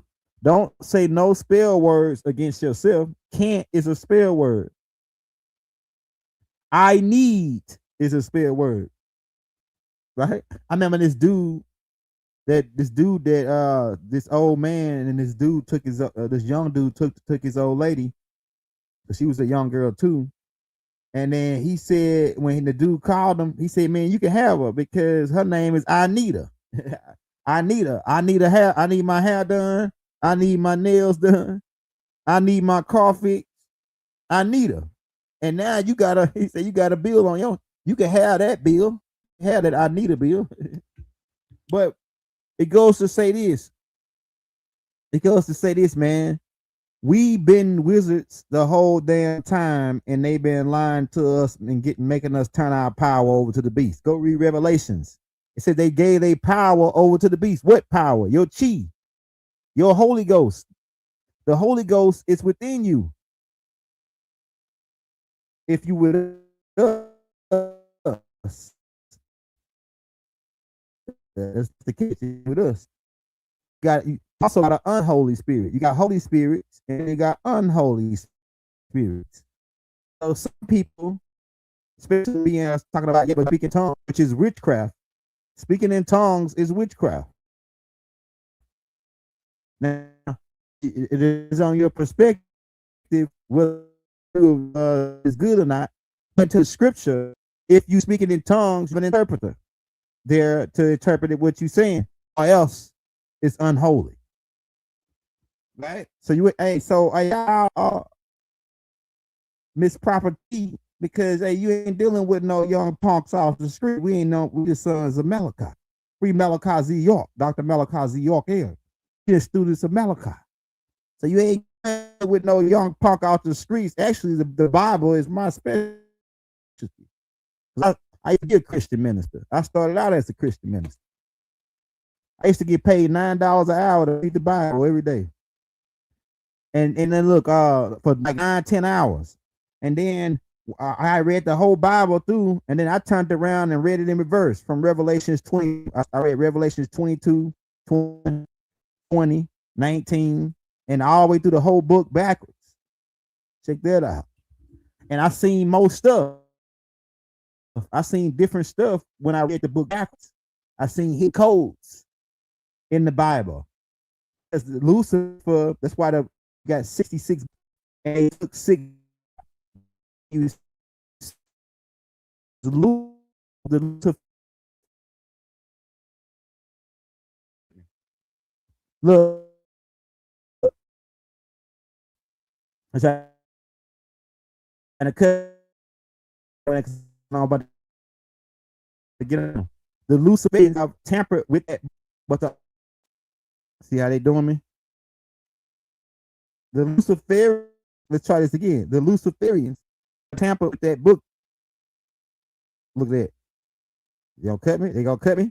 They gonna chop me when I'm on them. See, when I'm about to say something heavy, they chop me, man. Yeah, Jezebel. Jezebel is the spirit that goes around. She only like married men. Zahar, the spirit of Zahara. She only like married men. She don't like men that ain't got no woman. And Jezebel comes in the form of a man and a woman. So Jezebel come looking good and fine and dandy, whether it's a man or a woman. And then it would entice marry, like she like to go out the this Jezebel spirit like to attack married folks. That's their specialty because they get point. That's how they gain their points. From the in a demonic world, they gain energy from breaking up those marriages.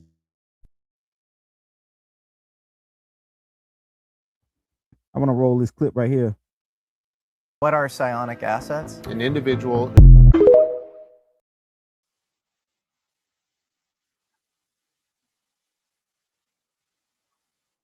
It's still more remote viewing.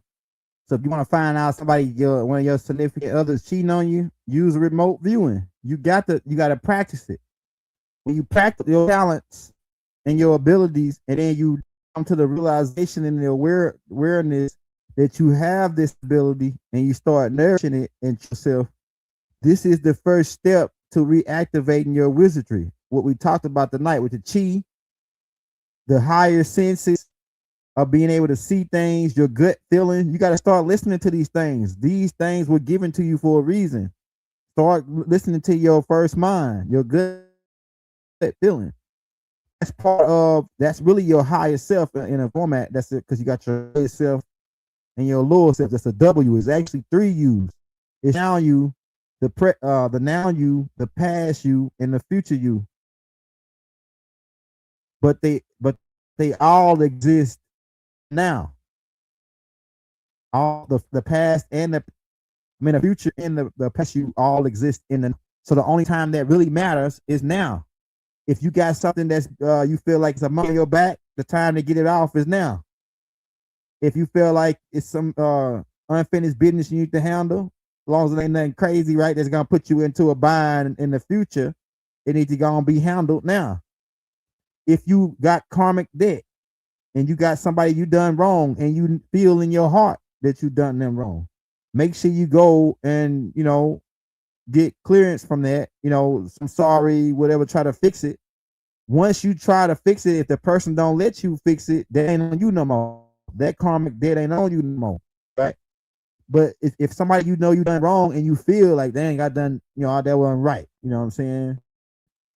Try to fix it. And once that effort or intentions on fixing the universe wipe that debt clean. And so start fixing karmic debt. Start tapping into this chi, because everybody's potential, the chi tachyon. That's another name that we called it, tachyon energy. Name for it is point energy, which is accessible everywhere. They know about this. The government already know about this,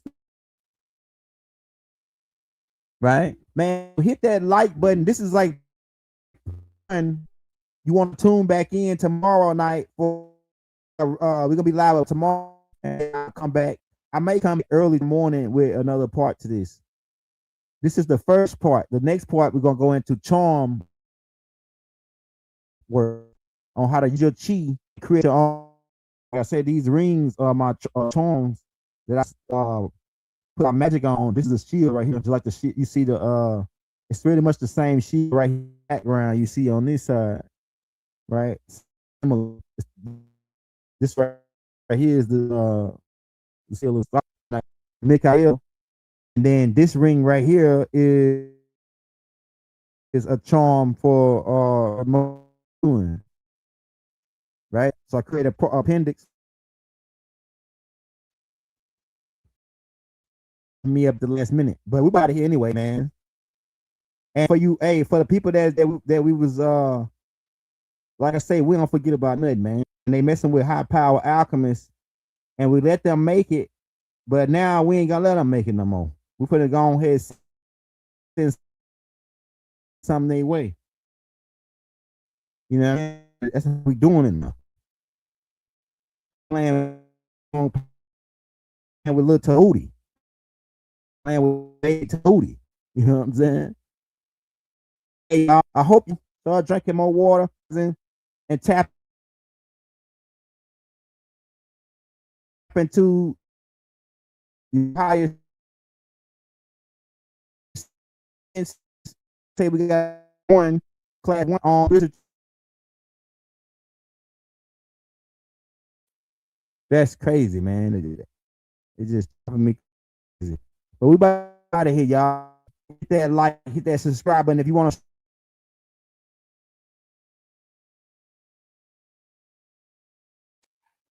This is crazy, man.